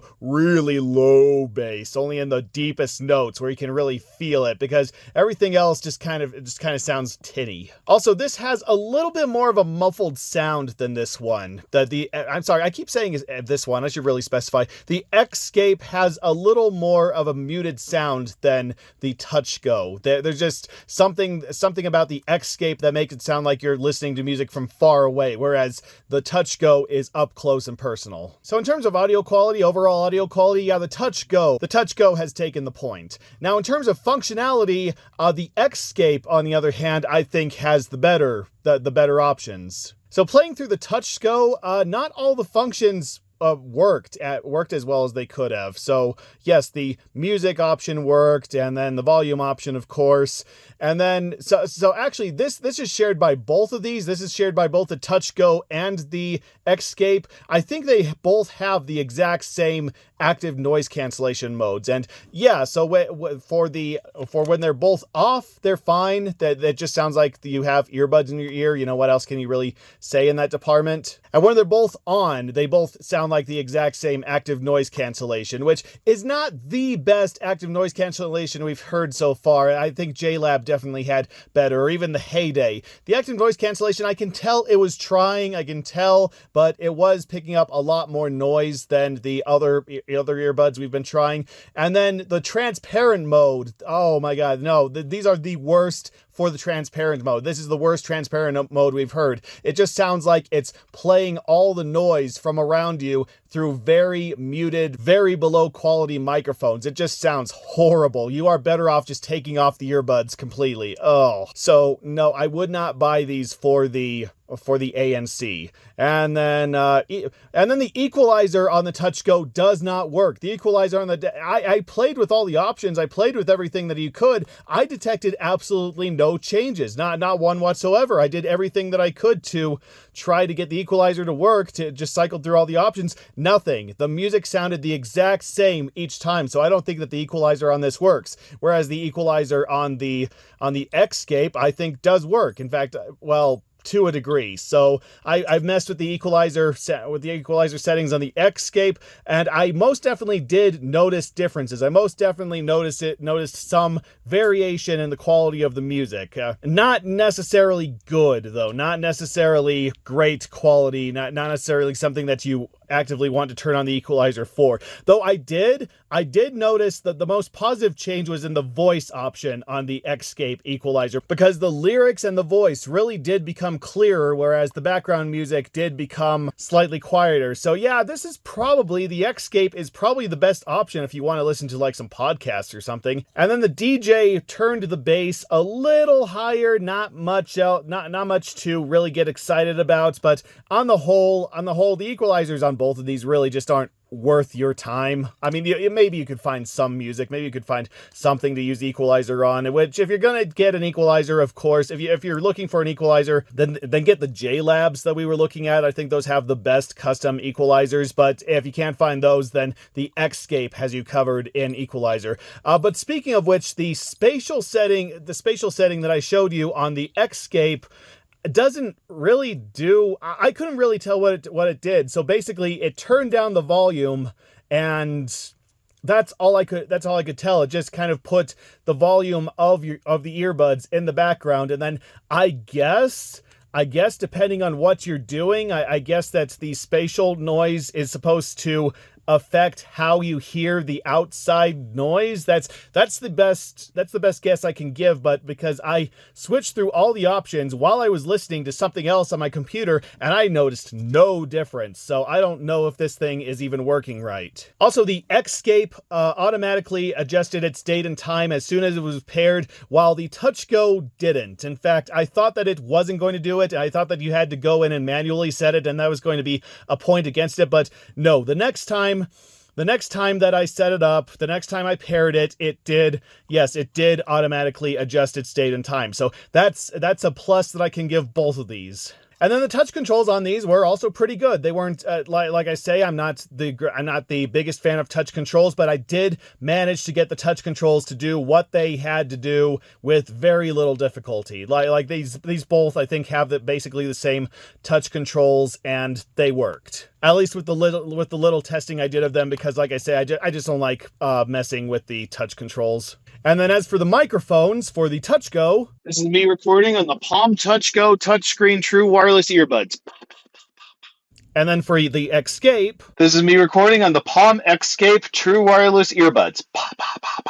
yeah, I think the Xscape has the slightly better microphone, slightly clearer. I mean, like I say, we're getting a good range of pretty okay microphones. I mean, nothing you actually want to actively record on, but nowhere compared to the state of the budget microphones we looked at in the last video. Ugh. But yes, the Xscape is probably the clearest, most dynamic. I'm just barely over the TouchGo, but it's there. And then in terms of how the earbuds feel, I think the TouchGo one has that covered. The Xscape ones felt too bulky and ready to slide out of my ears, whereas the TouchGo, they felt perfect. They fit perfectly to the contours of my ears. So, in fact, I think I should also bring up that these may have the most articulate Bluetooth announcers I've ever heard. Now with most Bluetooth headphones, you get usually a beep or a chirp or some kind of tone to let you know that things have paired and are ready to connect and such. And if you're lucky, maybe you'll get some kind of computery voice or someone who barely speaks English saying Bluetooth mode, pairing, connecting, power off, that sort of thing. But with these, there's actually somebody clearly sitting at a desk with a microphone saying, your Bluetooth device is ready for pairing, and your Bluetooth device has been connected. So I hope they got their money's worth out of whoever they hired on Fiverr to record those needlessly long sound bites. So in conclusion, I guess if you're looking for like pure audio, if you just want the best audio, then I would most definitely recommend you go with the TouchGo. But if you want to be a little more inventive, if you want to just play with your sound, if you want to see if you can make the sound different, maybe even tune it if you're really advanced in electronics and such. If you just want to really play with it to see what you can, to see what the most you can get out of it is, then I guess try out the Xscape.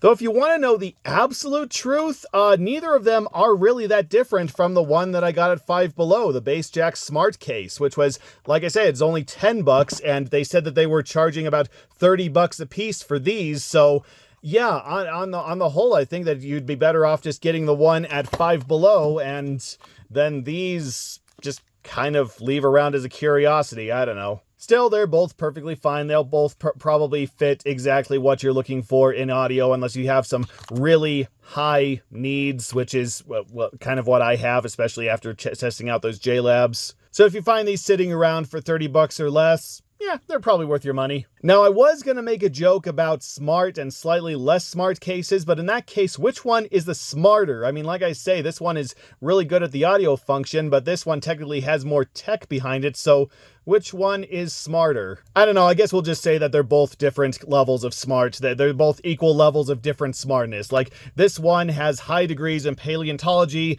and this one can make a fine cordon bleu. Let's just go with that.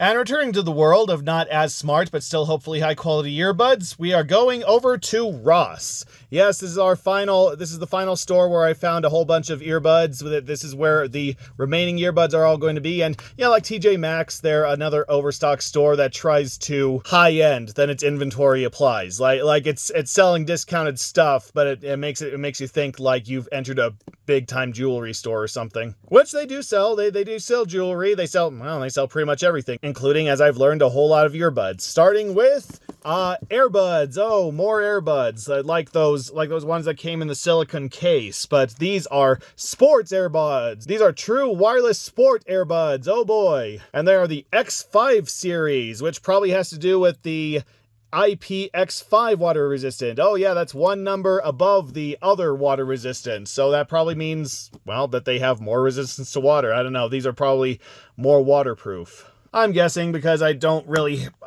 not exactly planning to take these in the pool or the tub or anything. Let's see. Ergonomic, I will take your word for that. Well, I don't have to take your word for that, do I? Because I'm actually going to test, aren't I? Let's see. And yes, water and sweat resistant.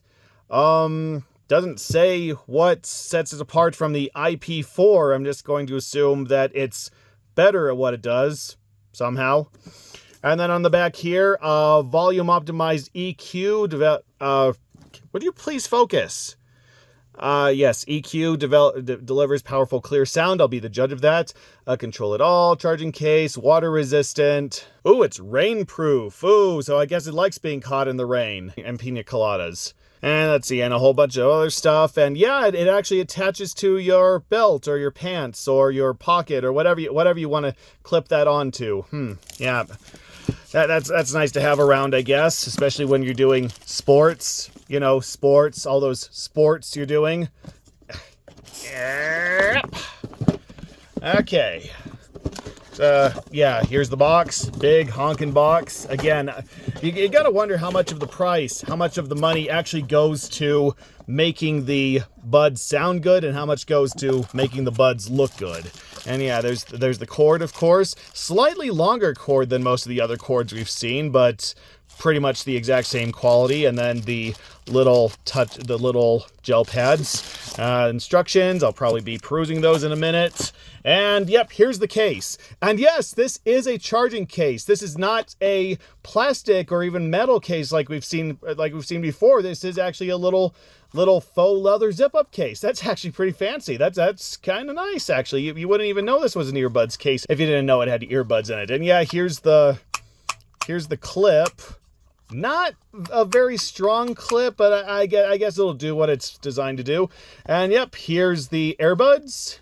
Now, yeah, here's one problem with this. The charger cable goes in the middle there. The charger cable has to be plugged in directly into the middle, which I don't think is a great place to put a cord. I think as flat as you can make something lay is the best way to charge it. I think that a cord can have a little bit of trouble if it has to charge this way or pointing straight down, or yeah, not too big on that design, but I guess I'm just really nitpicking. And then here are the buds, of course. Oh,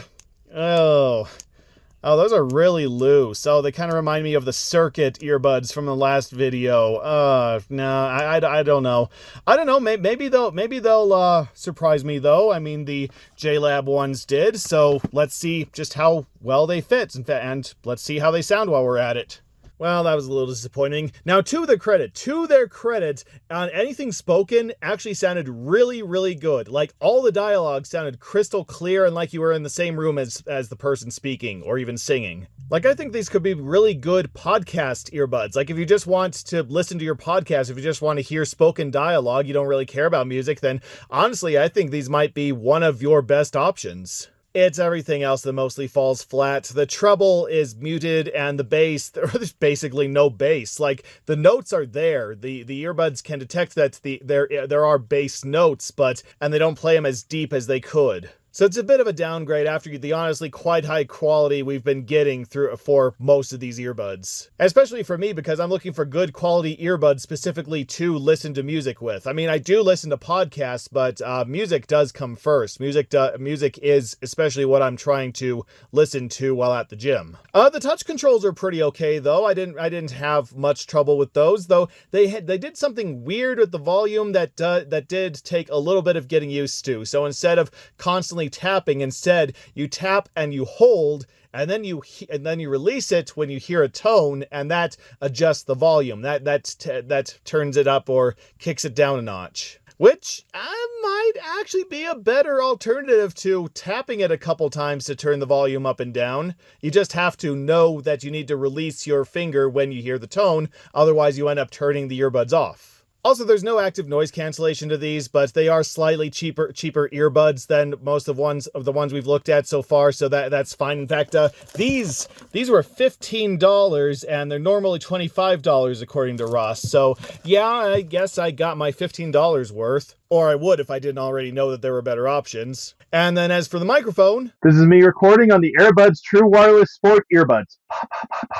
yikes. Yeah, serious downgrade there too. So I guess these aren't terrible, and I would recommend them if you just want to listen to podcasts, or if you're in like high moisture area, I guess we could say, like you're just the type of person to do very strenuous workouts and you're sweating like a pig afterwards, or you work in a very moist environment, like, I don't know, a swimming pool or an aquarium or something, and you're just really nervous about these getting water corrosion or something. So they're very hardy earbuds, they just don't have much to them. But if you have the Little Mermaid's birthday party coming up sometime and you don't know what to get them, this will probably do you fine. Maybe sound buds will do a little better in the music department. And yes, these are from Mercury, the guys who made those R470 earbuds that we tried to look at that didn't work. So I guess this is a chance to see what their quality is like, finally. Or maybe these things won't work either and everything that Mercury touches turns to garbage. We'll just have to see. Let's see. So, pretty sure we've seen... Isn't that the same design as those glitter earbuds that we saw in the last video? Honestly, like I say, most of these earbuds probably share a lot of the same designs and the same innards. So I've probably just been reviewing the same 5 earbuds over and over again. But it's good to know quality and garbage in all its various forms. Let's see, anything we really need to know? Just that it has dynamic stereo sound and sweat-proof design, blah, blah, blah, all that stuff that we've seen so far. Let's get her open. Oh, and these are $13 compared to $25. I could probably see that. I could probably see these going for about $25. But let's see if they are worth the $25. Yes, so we got the little cable there and some instructions and some... Oh, do they have the gels? Oh yeah, they have gels. They have gels in there. I'm not gonna bother taking them out. Okay. And then the case is just your regular plastic, very easily fingerprinted plastic, very loose lid, very, very, very loose lid. And then we have a battery indicator on the side here, and it's already down to 21. I just charged these. Down, and in fact, if that's at 21, and it looks like this earbud is still charging, crap, is that going to be another indicator? Did this also not charge? Can this also not hold a charge? Worried now. So let's just take out the earbuds here. Yeah, very fairly sure that we've seen designs like this already. Just little short stubby things with little hard plasticky tails, I guess we could call them. I don't know. Let's just put them in my ears and see if they'll tell me a tale. Okay, good news. Unlike the other Mercury earbuds, these in fact do work. The bad news is they're some of the most underwhelming earbuds we've seen so far. Not terrible, just nothing really there. In fact, it's fitting that I compared them to one of the budget earphones from the last video because they sound like budget earphones. In fact, they sound like one of the lesser quality budget earphones that we already went over. In fact, you could probably even say that they are basically the glitter earbuds, just they don't look as nice and they cost more. So yeah, the range is okay, but it all just sounds very muted and the bass is practically non-existent. Once again, it just sounds like it's playing low notes, but it's not actually conveying low notes. And once again, some of the backing vocals just kind of fade into the background. It just sounds like the earbuds aren't picking them up properly and they're just trying to fade in with the atmosphere, with the backing track. I don't know. It's not like they're being drowned out. It's just like they're not being played. I can't really explain it. The touch functionality is okay. It did play and pause the video, and it went to the next video and the previous video, or next track and previous track. Though volume is where it started to get finicky. You have to tap it 3 times to get the volume, but most of the time it would only register 2 taps, and so it would just go on to the next bit of music or next video, and well, that's where the problems really start. And as for the microphone, This is me recording on the Mercury soundbuds. yeah, and it even sounds like a budget earphone microphone, so I'm almost 100% convinced that this is just basically what they used for one of those budget earphones, and they just took the parts, made it look a little more professional, and priced it accordingly. So, and if these earphones are just going to continually charge, and it's going to deplete the charge of the case that fast, I mean, it was fully charged just yesterday, then, honestly, I have no reason to recommend these. I can see absolutely no reason that you should pay, well, either of those prices, neither 25 nor 13. You can just get the exact same at Five Below for 8, with the added bonus that you can see a cute animal drowning in glitter. Will the AWA Prodigy View fare any better? Probably not. These also look like fairly cheap earphones that are overpriced. Like, so I paid 15 for these. These are usually 25. I don't know where they get these numbers from. I don't know where you get these prices from as compared to what site, what other store did you look at to get those prices? I don't know. I think that's someone in the back rooms, just the guy whoever prices them just pulls a number out of thin air, just whatever they think that they're worth. But yes, these are AWA, and we have another LCD or LED. Is there a difference? There's probably a difference, but I believe that it's a LCD. No, LED. LED. Yeah, it even says right there, digital LED screen. So this is just another one that has another one of those. And honestly, I'm almost convinced that that's where most of the money is going to when they're putting these together. Like, they're gonna have only decent earphones, but they're gonna add an LED screen on the case, which is going to fool people into thinking that it's state of the art and high quality, because apparently it's still the 80s and everybody thinks that digital watches are still cool. Yeah, nothing we haven't seen already a million times, so let's just open her up and take it out if we can. Yeah, here we go. Okay, here's the manual. Probably be looking through the manual in a little bit here, in case I miss anything. And the cord. Doesn't look like we get any gels this time. Okay, and here's the case.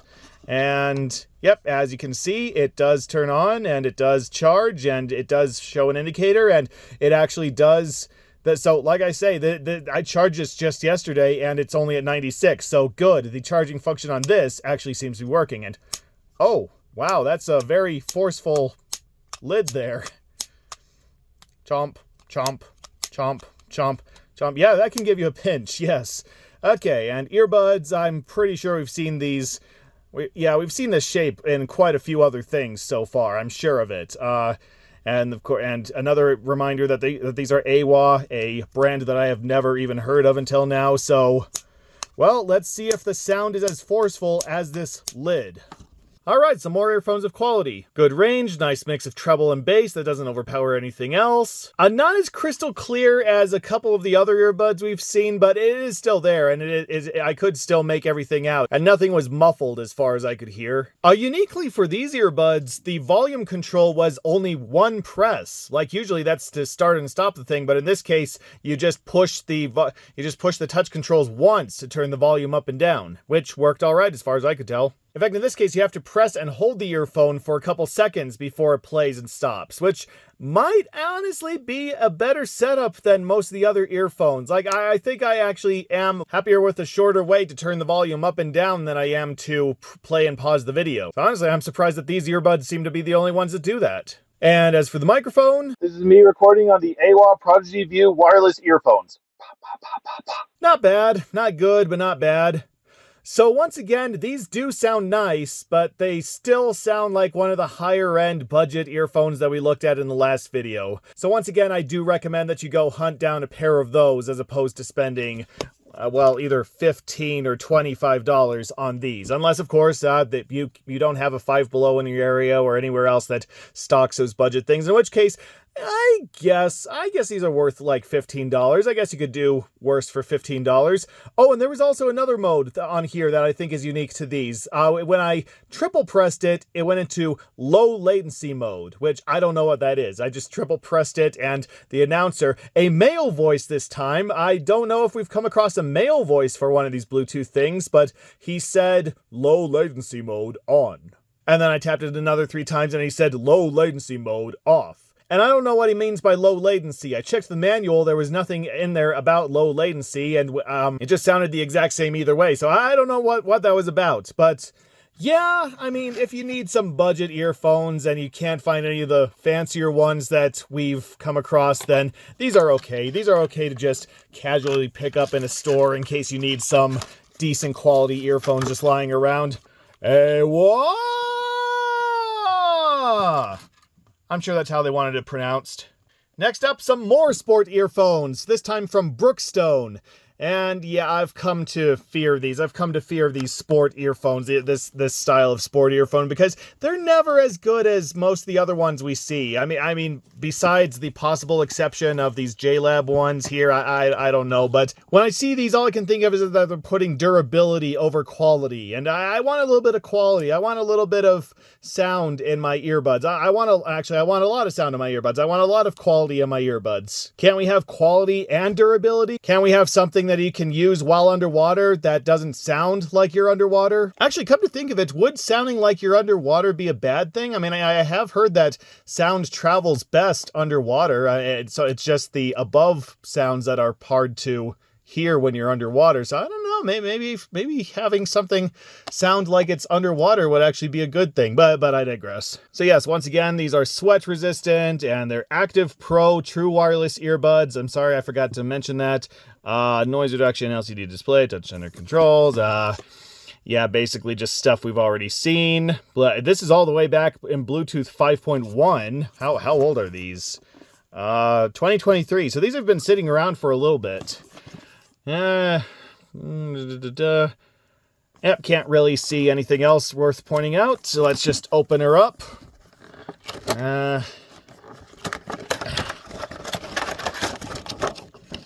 Pop.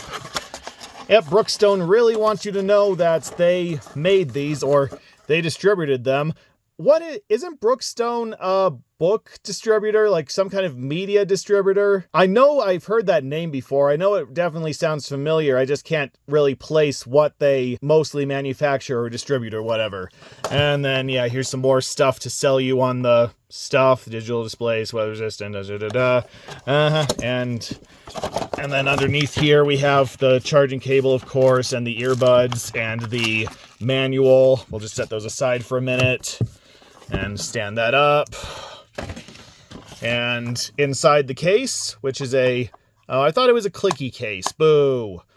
And so one of them is charging and one of them isn't. And honestly, I can't even tell which one is and is. Okay, I guess they're both charging now. The red means that they're charging, but if this one has been red, if this one just turned... Okay, I'm worried. I don't know if these are going to work now. And yeah, like I say, I just charged this and it's already at 56, so that is not a good sign. So, all right, let's take these earbuds and see if they charged at least well enough for me to test them. Oh God, these are just no. Okay, you know those circuit earbuds that we looked at in the last video? Yeah, I'm pretty sure they just took the guts from those, put them in slightly different casing, and that's it. I mean, these sound almost exactly like the circuit earbuds. In fact, the circuit earbuds were better because they at least had a nicer case that showed you which one was charging and how close each one was to being charged. This is just an LED of a number that, like I say, has gone down by almost half since I started charging these yesterday. I like those earlier earbuds. The right one is on the left and the left one is on the right. Who would lay it out like that? Why? Why do you need them laid out like that? There's just no call for that. And also, like the circuit earbuds, these are flimsy. The stems are just flimsy. They barely stay in your ear. You barely feel like anything is in your ear. They just cannot hold on for the life of them. And as for the audio quality, oh my God, the treble is all muted. Most of the sound is just so hard to make out, and there's no bass. There is absolutely no bass. Like the low notes just do not exist, period. And when anyone's trying to talk, it's just all... Oh, the touch controls kinda work. So the first touch starts and stops the video or track, and then the tapping it 3 times increases or decreases the volume. It's the second time, it's the 2 taps that's supposed to go between tracks or between videos. That's the problem. It cannot, for the life of it, detect if you're only tapping it twice. It can handle once, it can handle 3 times, it cannot handle twice. I don't know. And the microphone... This is me recording on the Brookstone Active Pro True Wireless Earbud. Did they get the parts for these from like some other set of earbuds from like 1993? This is awful. These might just be some of the worst, if not the worst, earbuds we have heard this entire look through. I mean, even the ones from 2016 sounded better. Like, oh my God, no, stay away from these. If you ever see these in the wild, then run the other way, screaming, and don't stop running for a mile or two. Oh,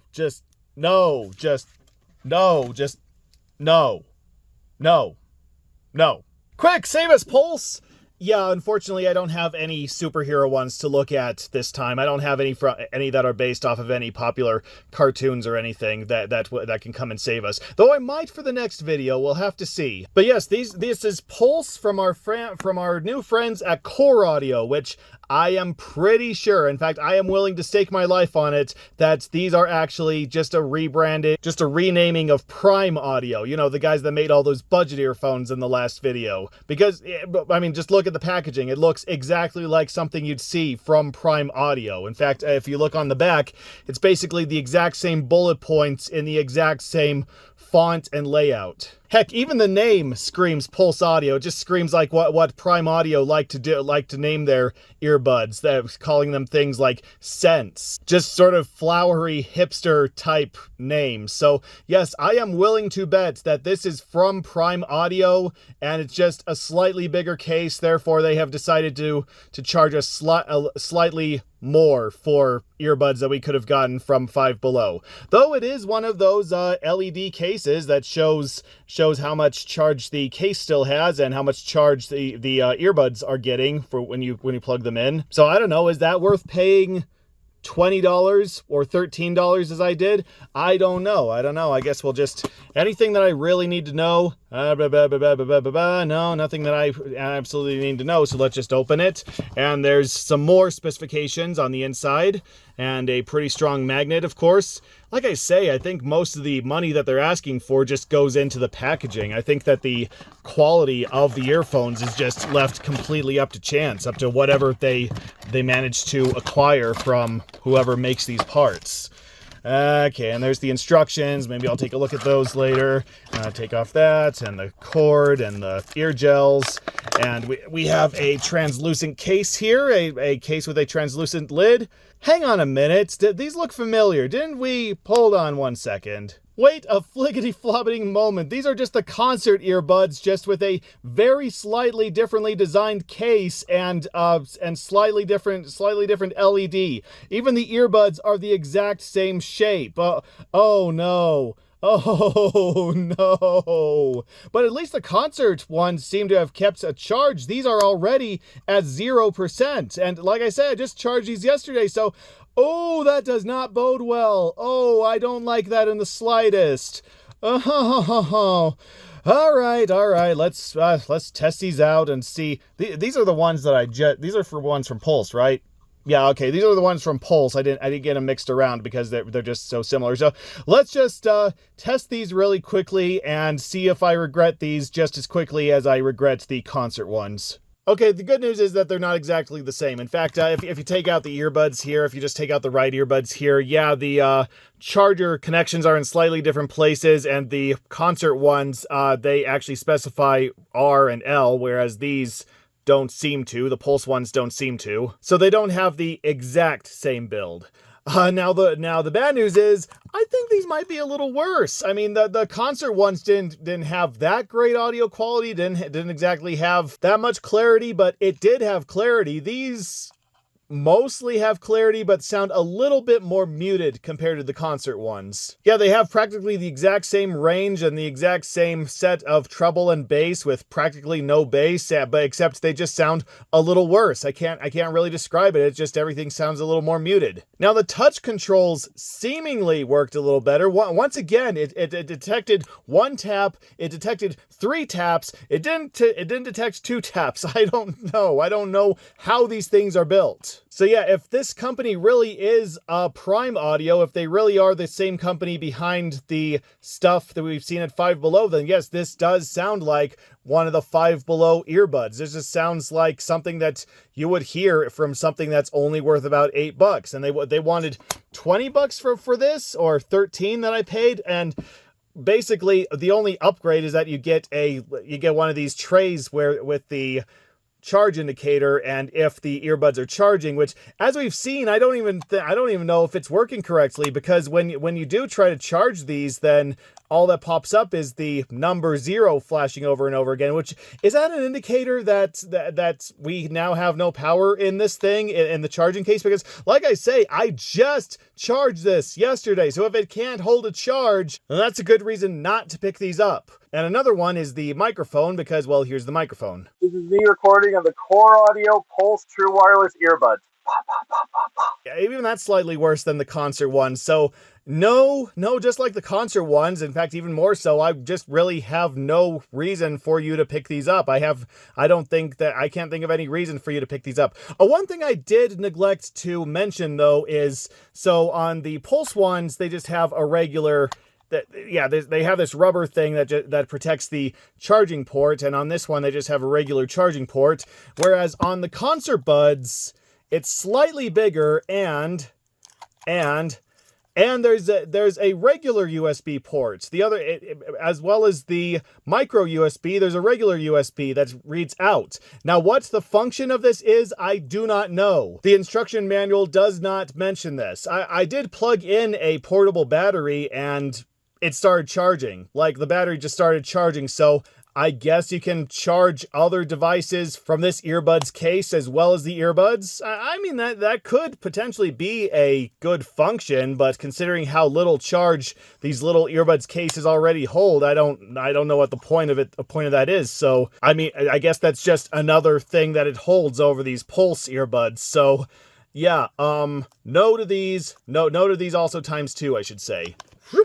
Maybe another visit from Airbuds will help clear the air. Yes, it's another Airbuds, this time Air Suede. Air Suede? No, I'm pretty sure it's suede. Crafted of suede. Oh, that guy who used to review Pokemon on YouTube? Maybe still does, I don't know. I haven't checked his channel in like over a decade. I don't know, but what I do know is that this is midnight blue colored, and it has active noise canceling. Ooh, we haven't seen any of that in a little while, so that probably means that this is one of those premium options.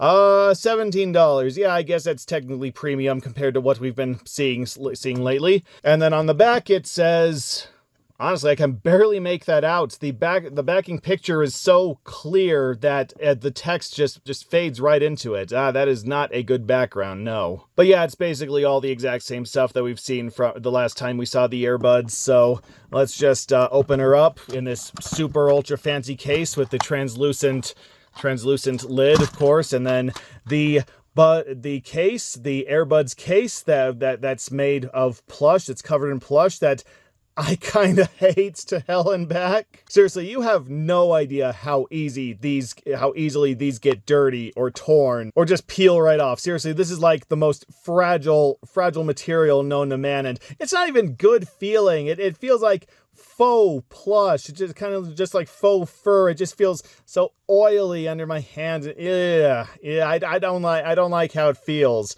But then you open it up, and oh wow, that went from somewhat classy to just pure kitchen heartbeats. Just yeah, very plasticky earphones. Oh geez, I can see why they put so much focus on the outside, because there is nothing on the inside. Good grief. Can we turn the... Okay, well, there's at least the indicator, and there's at least the LCD screen, which is actually quite clear, and I do like that they have different lights to show both the L and the R charging. Okay, so let's just take out these earbuds that I'm pretty sure we've seen the design of a couple hundred times by now, and did they stick together? I almost thought that they stuck together. But alright, let's see if the quality of these earbuds is more what the outside is trying to present or what the inside is most definitely presenting.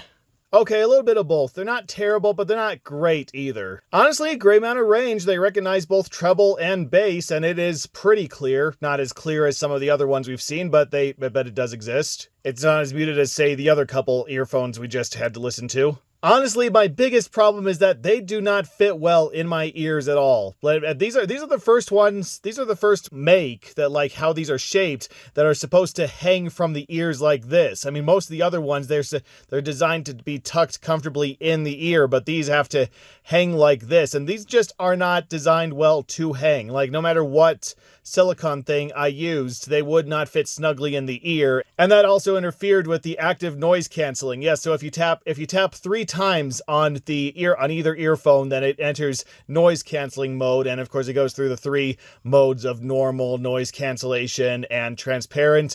But they hung so loosely in my ear, they barely made a difference. I could still quite audibly hear everything that was coming out of the speakers, out of my computer speakers right next to me. So yeah, these just do not fit snugly enough for active noise canceling to matter. And the touch controls were weird. So apparently these earbuds can get overloaded or something, because when I was trying to do the touch controls as I was listening to something, they more often than not would not respond. They wouldn't raise or lower the volume. They wouldn't change tracks. They wouldn't engage different modes of noise cancellation, except when they did, and sometimes they would not do it immediately, but then like after a second or two, yes, they would do what you inputted them to do. But so I had to turn everything off. I had to stop listening to stuff, and then all of a sudden the touch controls work just perfectly. So that's just a inexcusable amount of lag. I mean, I at least can admit that they did something in the end, that they actually worked out in the end, but I would imagine that you're trying to change stuff while you're actually listening to them, and you don't want to keep starting and stopping what you're listening to just to mess with the volume or something. And then as for the microphone... This is me recording on the Airbuds AirSuede True Wireless Earbuds. Well, I mean, technically, that is another one of the clearest we've had so far of all the earbuds we've seen so far. That's still not saying much, but it is an attribute we can give it. But yeah, ultimately, due to its non-effectiveness and noise cancellation, because of how well it doesn't fit in your ear. I mean, technically, I guess your mileage may vary. Your ears may be shaped differently, shaped just enough that yes, these will work for you. But as for me, I'm going to be judging these for me, and as for me, this is something that I would not recommend, that I do not recommend picking up. How much was this again? $17, comparable $25. Yeah, you can get much better active noise cancellation for $17. Well, actually, could you? Now I don't remember, but even for $18, even for $1 more, you can get ones that fit a lot better and aren't this tacky looking. I'm sorry, this just does not look stylish. It just looks tacky. So no, I'm sorry, I can't say that I enjoyed these at all. There are better options out there. Just spend a couple more bucks to get some decent noise cancellation, why don't you? So I guess we should stop on a dime? No, we're not going to stop. We have quite a few earphones to still get through. But yes, this is our next one, this time from Skull Candy. Oh, I don't think we've had one from Skull Candy just yet. I did see a whole bunch of Skull Candy ones at Smith's and Walmart, so we're probably going to see a lot more Skull Candy ones when I do the next video. But for this one, this is their Dime. And this has water-resistant, call tracker volume control, 12-hour battery life. Cost me $13. Probably about how much it's worth now. 2024, so okay, these are recent. Mini and Mighty. I will be holding you to that. Let's see what happens. Let's open her up and see what happens. There we go. And yeah, like the J-Lab earphones, they have a weird shaped USB cable. It's like a USB cable, except it's reversed, or at the very least, it doesn't have the outside. I don't know. I don't get that. I have seen stuff like this before. It's just, I don't know, their attempt to stand out and be hip, I guess. Also a mini USB cable, so this is a bit of an older cable. But like I say, is there really that much difference between a mini USB and a USB-C? I do not know, nor does it really matter that much to me. So here's the case. Very plasticky case, but uniquely the come on. The earbuds stick out from it. I don't know. I think that's kind of a neat design there. Not much else to go over about the case. It's just another cheap plasticky case, though you can attach a little wrist strap to that if you'd like. One of them has turned red. I hope that still means that it's gotten a decent charge. Oh, geez, these just feel so cheap. These just feel so plasticky. These feel like something you'd give little kids, which I don't know. Maybe that's what they're meant to do. Maybe these are like little kid earphones, because this whole thing just feels like it's made out of plastic, like the kind of plastic that you see in kids' toys, just sort of the rubbery, cheapy feeling plastic. I don't know how else to, it's like there's some body to it, some bulk, like you're trying not to, like you're building something that you don't want to get destroyed overnight. Again, like something you're going to give your kids, but it's just not that great feeling. I don't know, just think of a plastic toy truck and you'll probably be somewhere in the ballpark.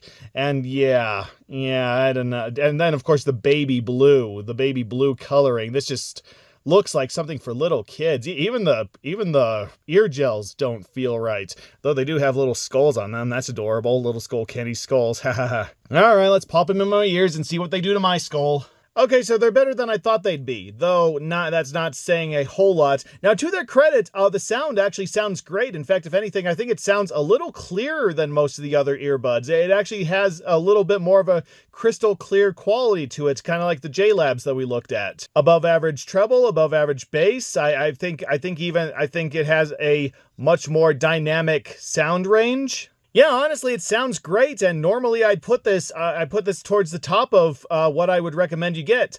The problem is, again, though, the build. It's just made out of that really cheap plastic. Well, I keep saying cheap plastic. I don't know if that's the word. Just that kind of rigid, toy-like plastic that just does not feel right for earbuds.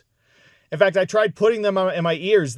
Well, for one thing, they're too bulbous to really fit in my ears. They just do not contour to how my ears are laid out at all. And then because of what they're made out of, it's just like that kind of plastic that gets oily and slippery with just the slightest amount of oil. And so they just started slipping out of my ears in no time flat. And I was going to comment on how the touch sensing doesn't work at all, but then I noticed something, and these actually have buttons. These actually have physical buttons. So, okay, that's another point that I can give these. So, I don't know. I mean, the audio functions are really good. They really put a lot into the audio functions, but then comes the matter of having to wear them, and they honestly get really uncomfortable, and they start sliding out of your ears, and I don't know. I mean, once again, if you have differently shaped ears than me, maybe you can get more out of them than I can. Honestly, these would, if a kid could get these in their ears, these would make a good beginner's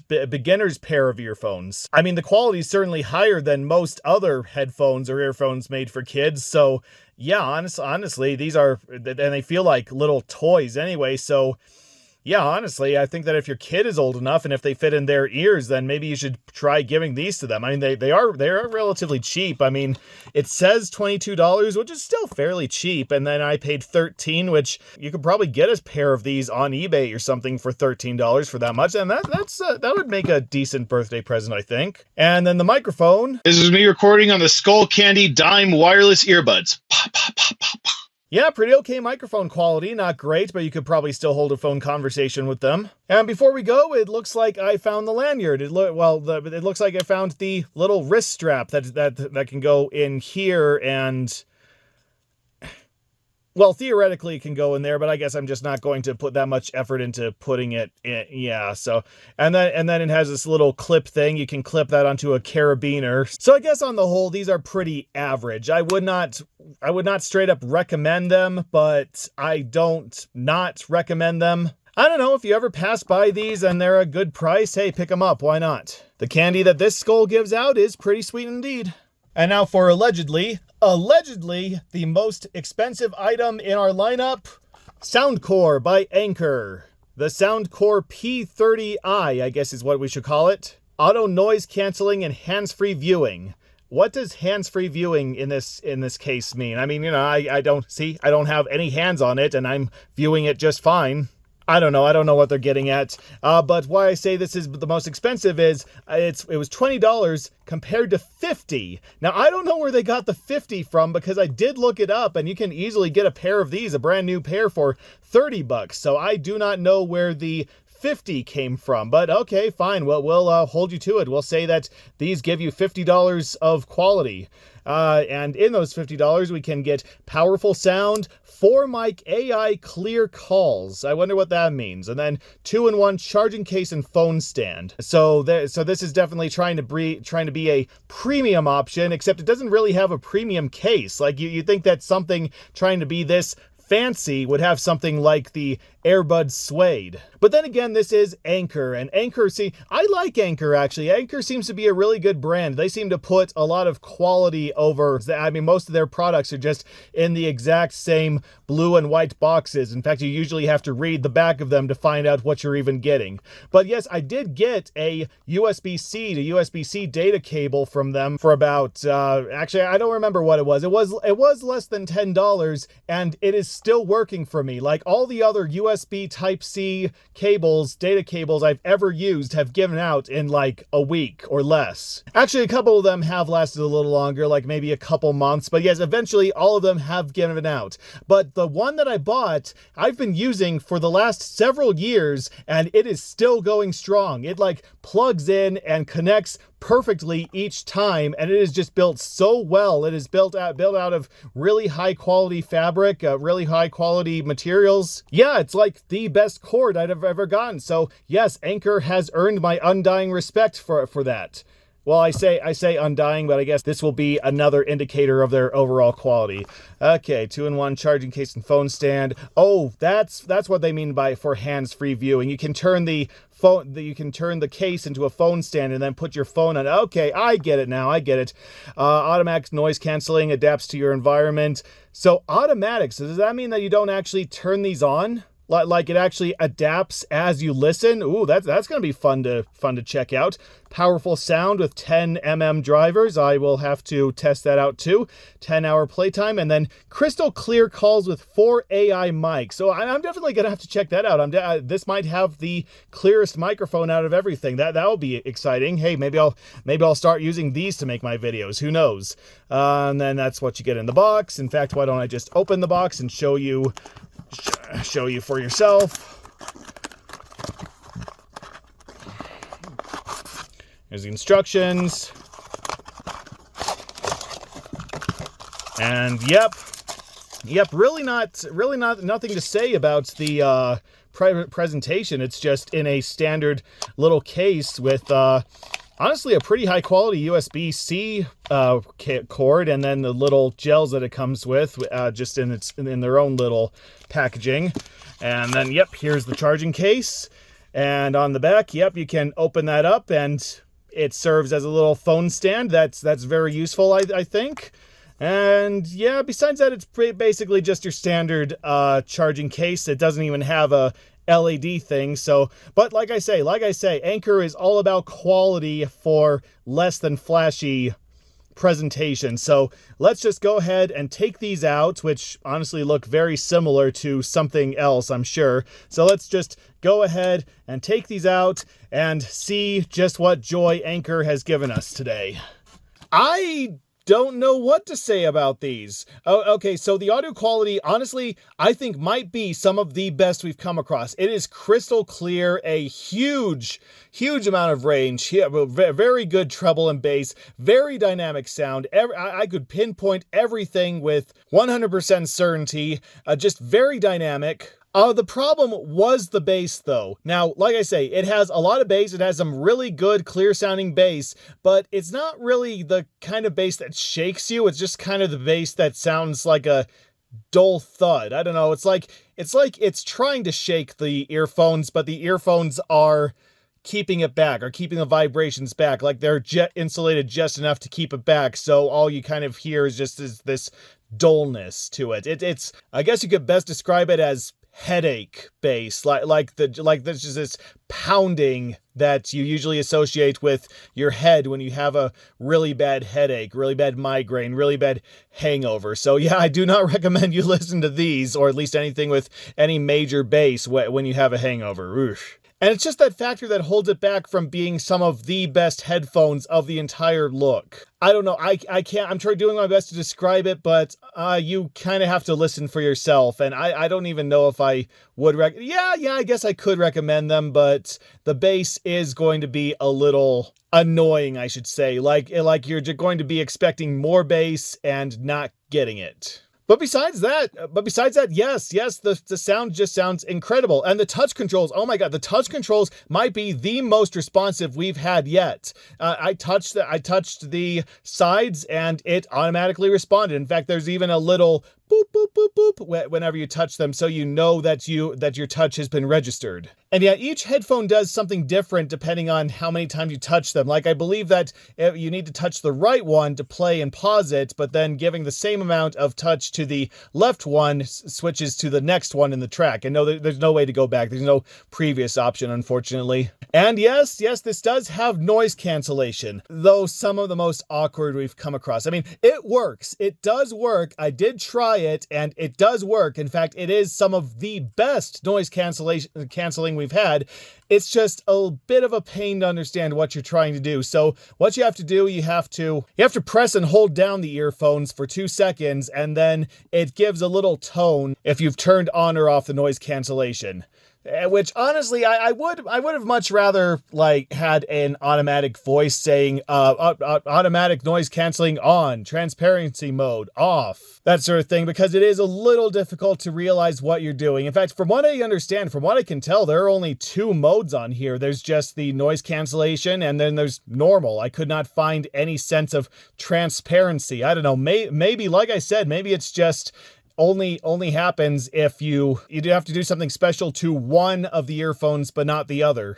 But I can't tell. I can't seem to turn on transparency, or maybe normal mode is transparency. I don't know. It's just not really giving me much feedback on what I'm trying to do. But it does work, and the earbuds fit snugly enough that it has enough of an effect to make it worthwhile. And then, as for the microphone that they seem to be so proud of, This is me recording on the Anker Soundcore P30i Auto Noise Canceling True Wireless Earbuds. I personally didn't see any difference between that microphone and a couple others we've looked at. I mean, yes, it is high quality, but it's not exactly higher quality. It's not exactly highest quality. If anything, I think the JLab ones are higher quality than that. So, Still, on the whole, I would say that yes, this is one of the best ones we've looked at. It's still not really JLab level, but it is some of the best. I don't think they're worth $50 though, but if you did find them for Yeah, I guess 20 is the maximum. If you ever find these around, sitting around for about 20 bucks, oh, okay, let's say 25. If you ever see these sitting around for about $25, then yes, I would say that that's a good use of $25. So, well done, Anchor. You have proven yourself to yet again be masters of quality. It's just I kind of expected a little more from you. Will Alltech Lansing keep up this surge in quality? Probably not. This looks like it's on the budget side of things. The budget side of $15. Compare at $25. Yeah. But yes, these are the Alltech Lansing Fusion truly wireless earphones, which I'm pretty sure we've seen that design in something else, that case in something else. 20 hours playtime, IP4 water resistant, pocket sized. We've seen quite a few pocket sized so far. In fact, technically speaking, the Powerbeats Pro case can fit in my pocket. Yeah, one-time setup. Well, I'm kind of hoping that that's kind of standard for Bluetooth stuff. So I'm hoping it's a one-time setup. Voice assistant, superior sound quality. That's a claim that's getting tougher and tougher to prove as we go on this look. So, okay, yeah, just nothing new. Let's throw the whoops. Let's knock the camera. That's professional. And then let's open her up. Open the magnet thing up. Open the window thing up. Open the window. Come on. Come on. I opened this before. There we go. There we go. Okay. And then, yep, a little... Okay, what is this? Oh, it's the instruction manual, and they put it in its own little case. Interesting. I'll peruse that in a bit, I guess. And then, yep, here is the charging case. They really want you to know it's from them. And, ooh, it's another Feely case.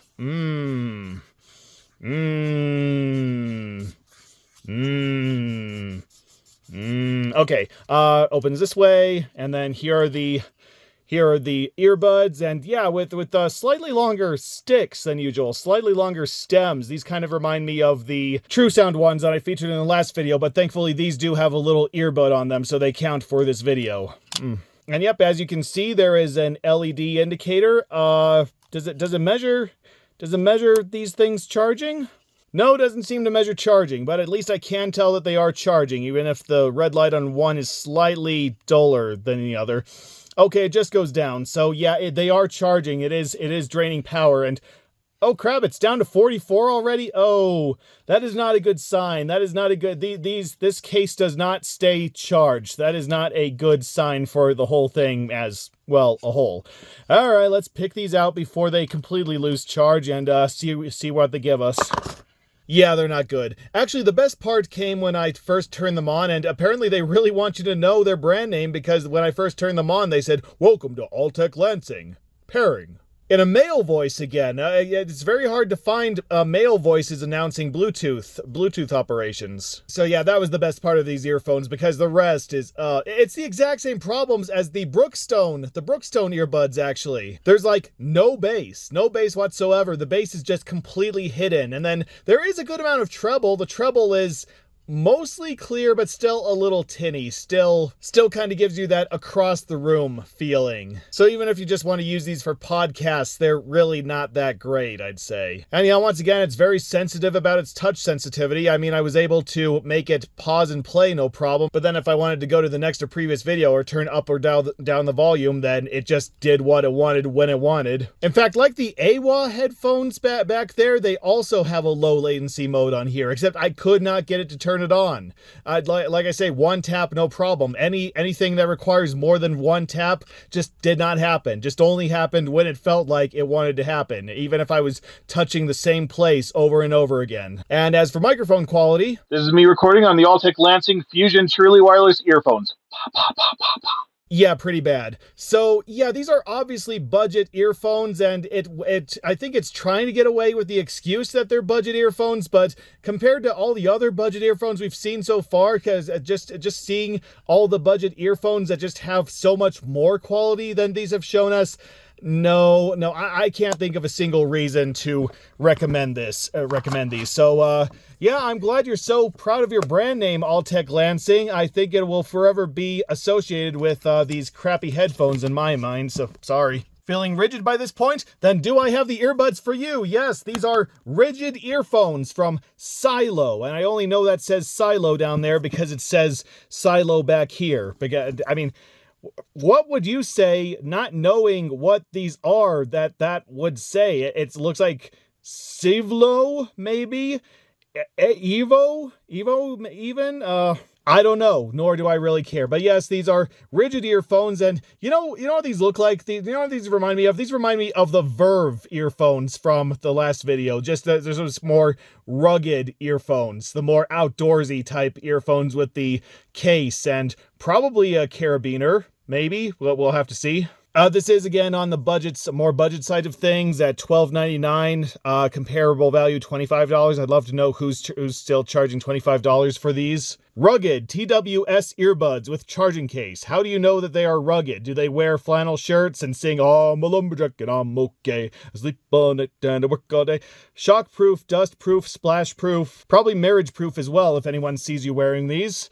With its rugged and robust design, the rigid case offers worry-free protection for your earbuds, featuring the latest in Bluetooth technology, except one tap or repair. Yeah, looks like everything we've seen before. Nothing I don't think we've seen on anything else. Yeah, let's just... Oh yeah, it does have a carabiner. Good. I was worried about that. That if it didn't have a carabiner, then the whole thing would be ruined. Yeah. So here it is. Let's take it out. See if we can anyway. Pop.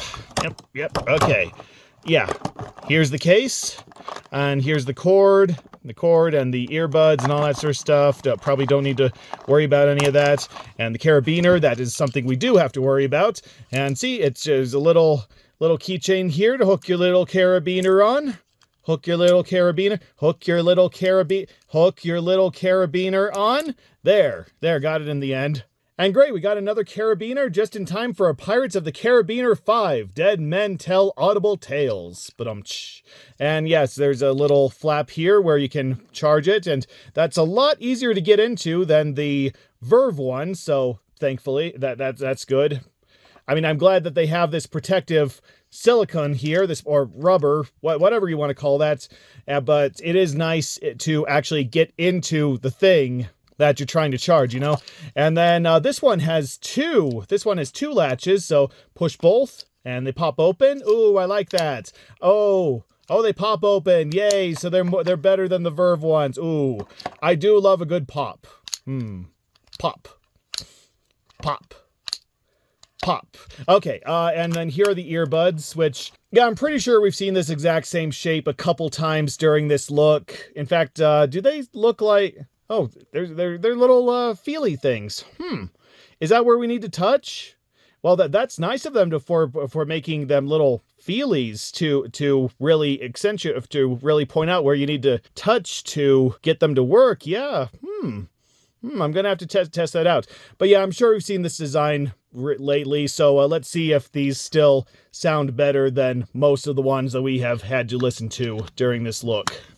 Oh my God, these are bad. Like, wow, I think I'm going to go on record and say these are the worst earbuds I have listened to up to this point. Like, these are truly the worst earbuds we have seen in this video or the last. It is just, oh my God. First of all, there's practically no volume. I had to turn my phone up to the maximum volume just to get some decent volume coming out of these. Just some decent sound coming out of these. And then there is no bass. No bass. Like, I know that's been a complaint of mine for a couple of these earbuds, but these give that whole new meaning. It's like anything even resembling a deep sound is completely absent. All it is treble, and not even really good treble. It's like just the lower end of treble. That is all that is picked up. It doesn't even sound like the entire song is coming in. It is so bad. I had to check the instructions to see if there was some kind of mode that I was missing, that I had to tap it a couple times to get into an equalizer function or something, but no, that is just how these are manufactured, with like 3/4 of a normal range just missing, gone completely. Again, why do these earbuds have to sacrifice so much quality just to say that they're durable? I would not wish these earbuds on anyone who wanted to go on a hike or go for a swim or anything. Just any long trip. Do not bring these with you. You would be better off just listening to the ambient sounds of nature and cars and somebody screaming in the outhouse because he had gas station sushi. Just no. Touch controls are absolute crap as well. I can get it to play and pause, and that's it. That is it. Anything else just straight up doesn't work, or only works when it wants to, which at the worst times. And then as for the microphone, This is me recording on the Silo Rigid earphones.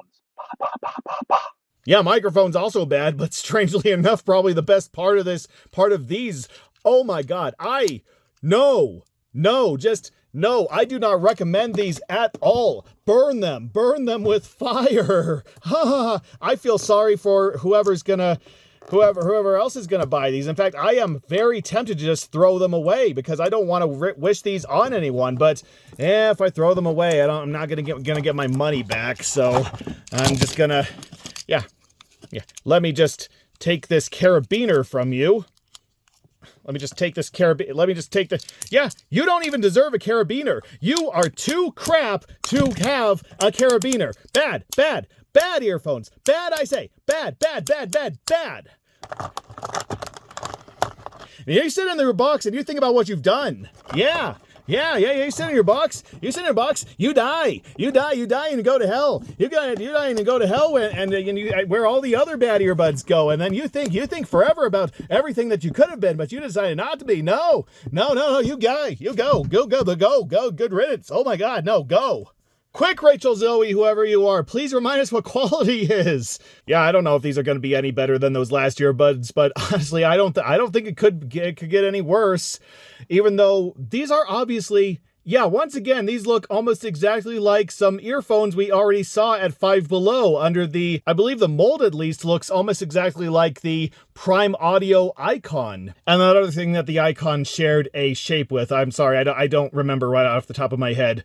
But yeah, so apparently they just took Five Below earphones, put them in a bigger box, and are just charging more for them. I don't know, like I say, maybe the sound is a little different, even though the mold is, yeah, unmistakably like a couple that we saw at Five Below. And yeah, I only paid $10 for this, which technically would make this budget earphones, like it would belong in the last video or even towards the beginning of this one. However, it is comparable at $18, so I'm gonna say that it counts here. I'm gonna say that technically, because it usually goes for over $10, then it is technically not budget headphones. That's my argument. You feel free to disagree with it if you want. Okay, but yes, these are Rachel Zoe, whoever that is, True Wireless Earbuds. And then on the back, yeah, so these must be another name that Prime Audio goes under, because these are all the same bullet points as well. These are all very similar bullet points, just given a bit of a gold finish. So yeah, are these going to sound exactly the same as the ones you can get at Five Below for $8? Or, I don't know, are they going to surprise us? Yeah, I'm pretty sure they're not going to surprise us. Let's open her up. Okay. And then, let's see, we got the cord and the little gels, and then the very shiny pearl-like case that's already leaving fingerprints. Ugh. And open them up. Yeah, these are exactly the same. These are exactly the same shape as the ones from Five Below. So probably the same audio quality.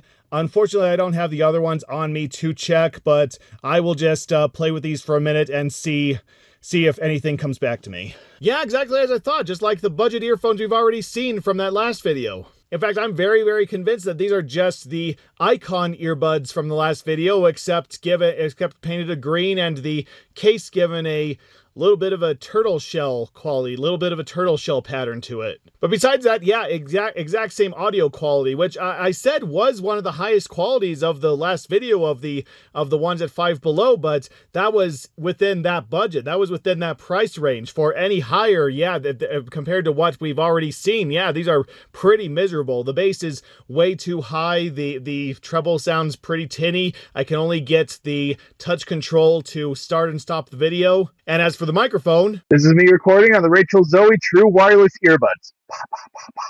yeah, they're just super budget earphones given slightly nicer packaging, so no, I cannot say that I recommend these, no, so let's just set them aside and forget that we ever featured them. As we move swiftly on to another offering from our friends at Altec Lansing, this time the NanoBuds 2.0, truly wireless earphones. Yes, this time these are more like earbuds than earphones. I think there's kind of a difference there. I think I am starting to learn a bit of a difference. Like, these are buds, and then the ones with the little extensions could more be called phones. At least that's how I interpret it. I don't know. Maybe they are both the same thing. I'm just being pedantic. That's just how I'm seeing it. But yeah, so these are basically the same features as the other one, basically the same features as the other box, except these are IP5. Ooh, they're more sweat-proof than usual. Built to work as hard as you do.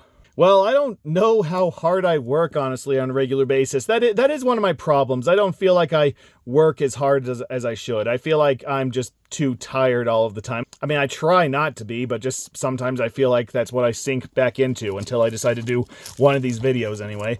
All right, let's just take it out of the wrapping, take it out of the case. Okay, how did I take these out of the case? Oh, that's how, I guess. Okay.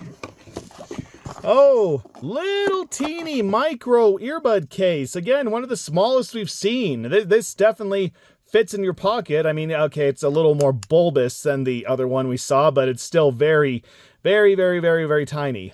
And yep, here are the very, very tiny, well, okay, not really tiny, not like micro-sized tiny. I mean, we saw those micro earbuds in the last video, so we know what micro earbuds look like. These are just kind of smaller and more protruded than usual. So, all right, let's put these in my ear and see if they also welcome me to Altec Lansing. Yep, they did, and in a female voice this time. I'm honestly a little surprised that they got two different recordings to navigate their Bluetooth users. I don't know, was this like part of a corporate event or something, and they gave like gendered earphones to different genders, like anyone who identified as male got one, and anyone who identified as female got the other. I don't know. I don't know. What I do know is, so you know how I said that the other earphones, the other Altec Lansing earphones had no bass?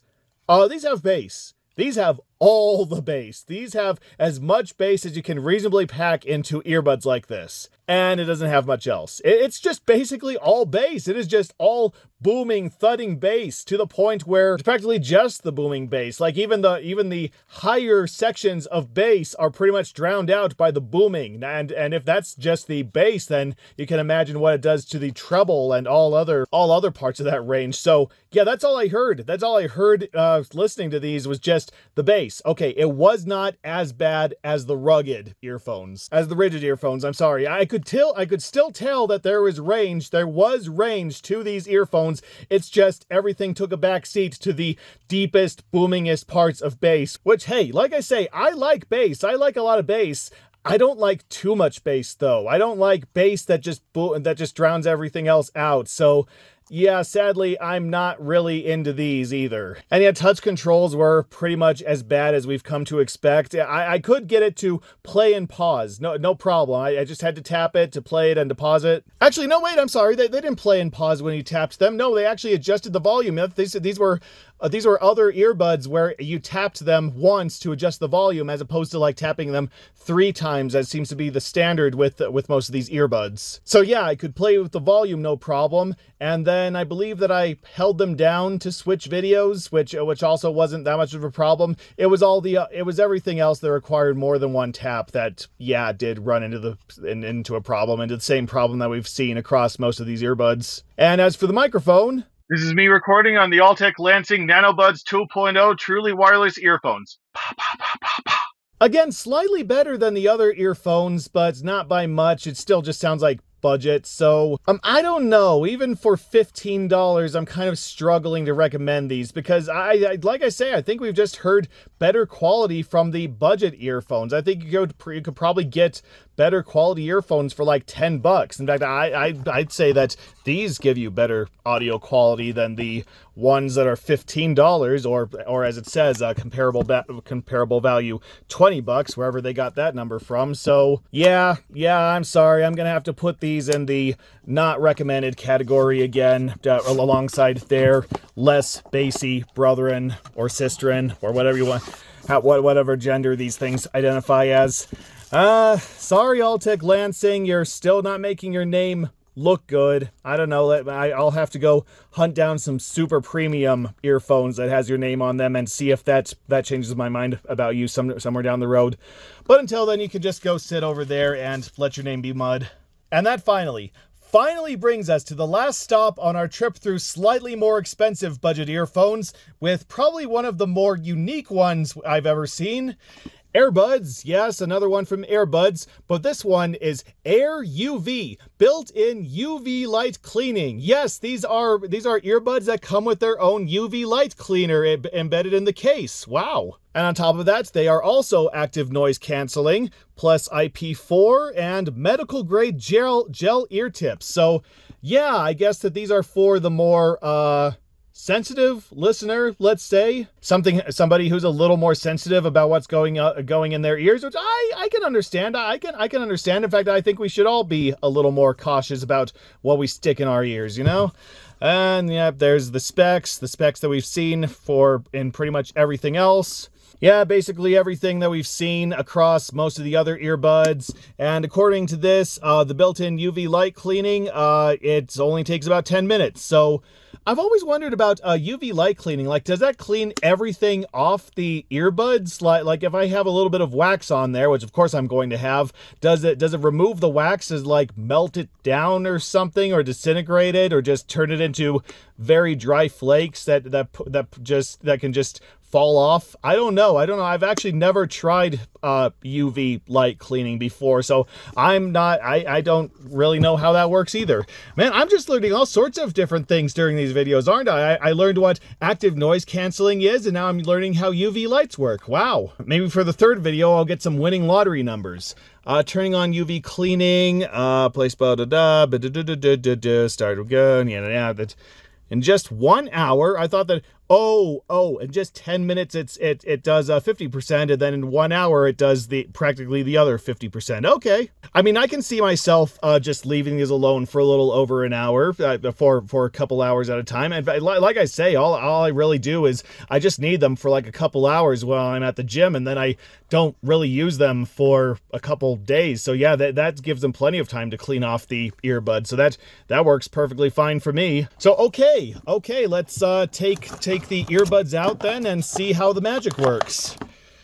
It's a very round earbud case. Oh, have we seen a round earbud case yet? I don't remember. I don't remember how round the earbud cases have gotten for this look. I know we've seen some round ones for the last video, but I think these are the first perfectly round ones for this video. I think. I'm sorry. It's been a very long video, a very long look through a whole bunch of earbuds that are all kind of starting to run together. So anyway, yep, here are the earbuds. And one is trying to pair already. Okay, let's hope that it's still got a good charge out of everything. And there are the UV lights, I'm hoping. All right, let's, and yeah, I think we've seen this shape in something else somewhere. Yep. And the UV lights are still on. Do they turn off if I close the case? Huh. Well, that's probably going to eat into the battery life. I don't know. Maybe they eventually turn off. Maybe I just have to keep it closed for a little bit. Otherwise, that's going to serve as a major drain on the battery. But speaking of major drain on the battery, let's go ahead and put these in my ears before they completely drain as well.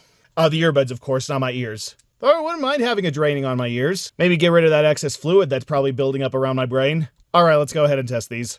And I can't get them to work properly. Yeah, I wasn't expecting 2 technical malfunctions in one video, but, well, here we are.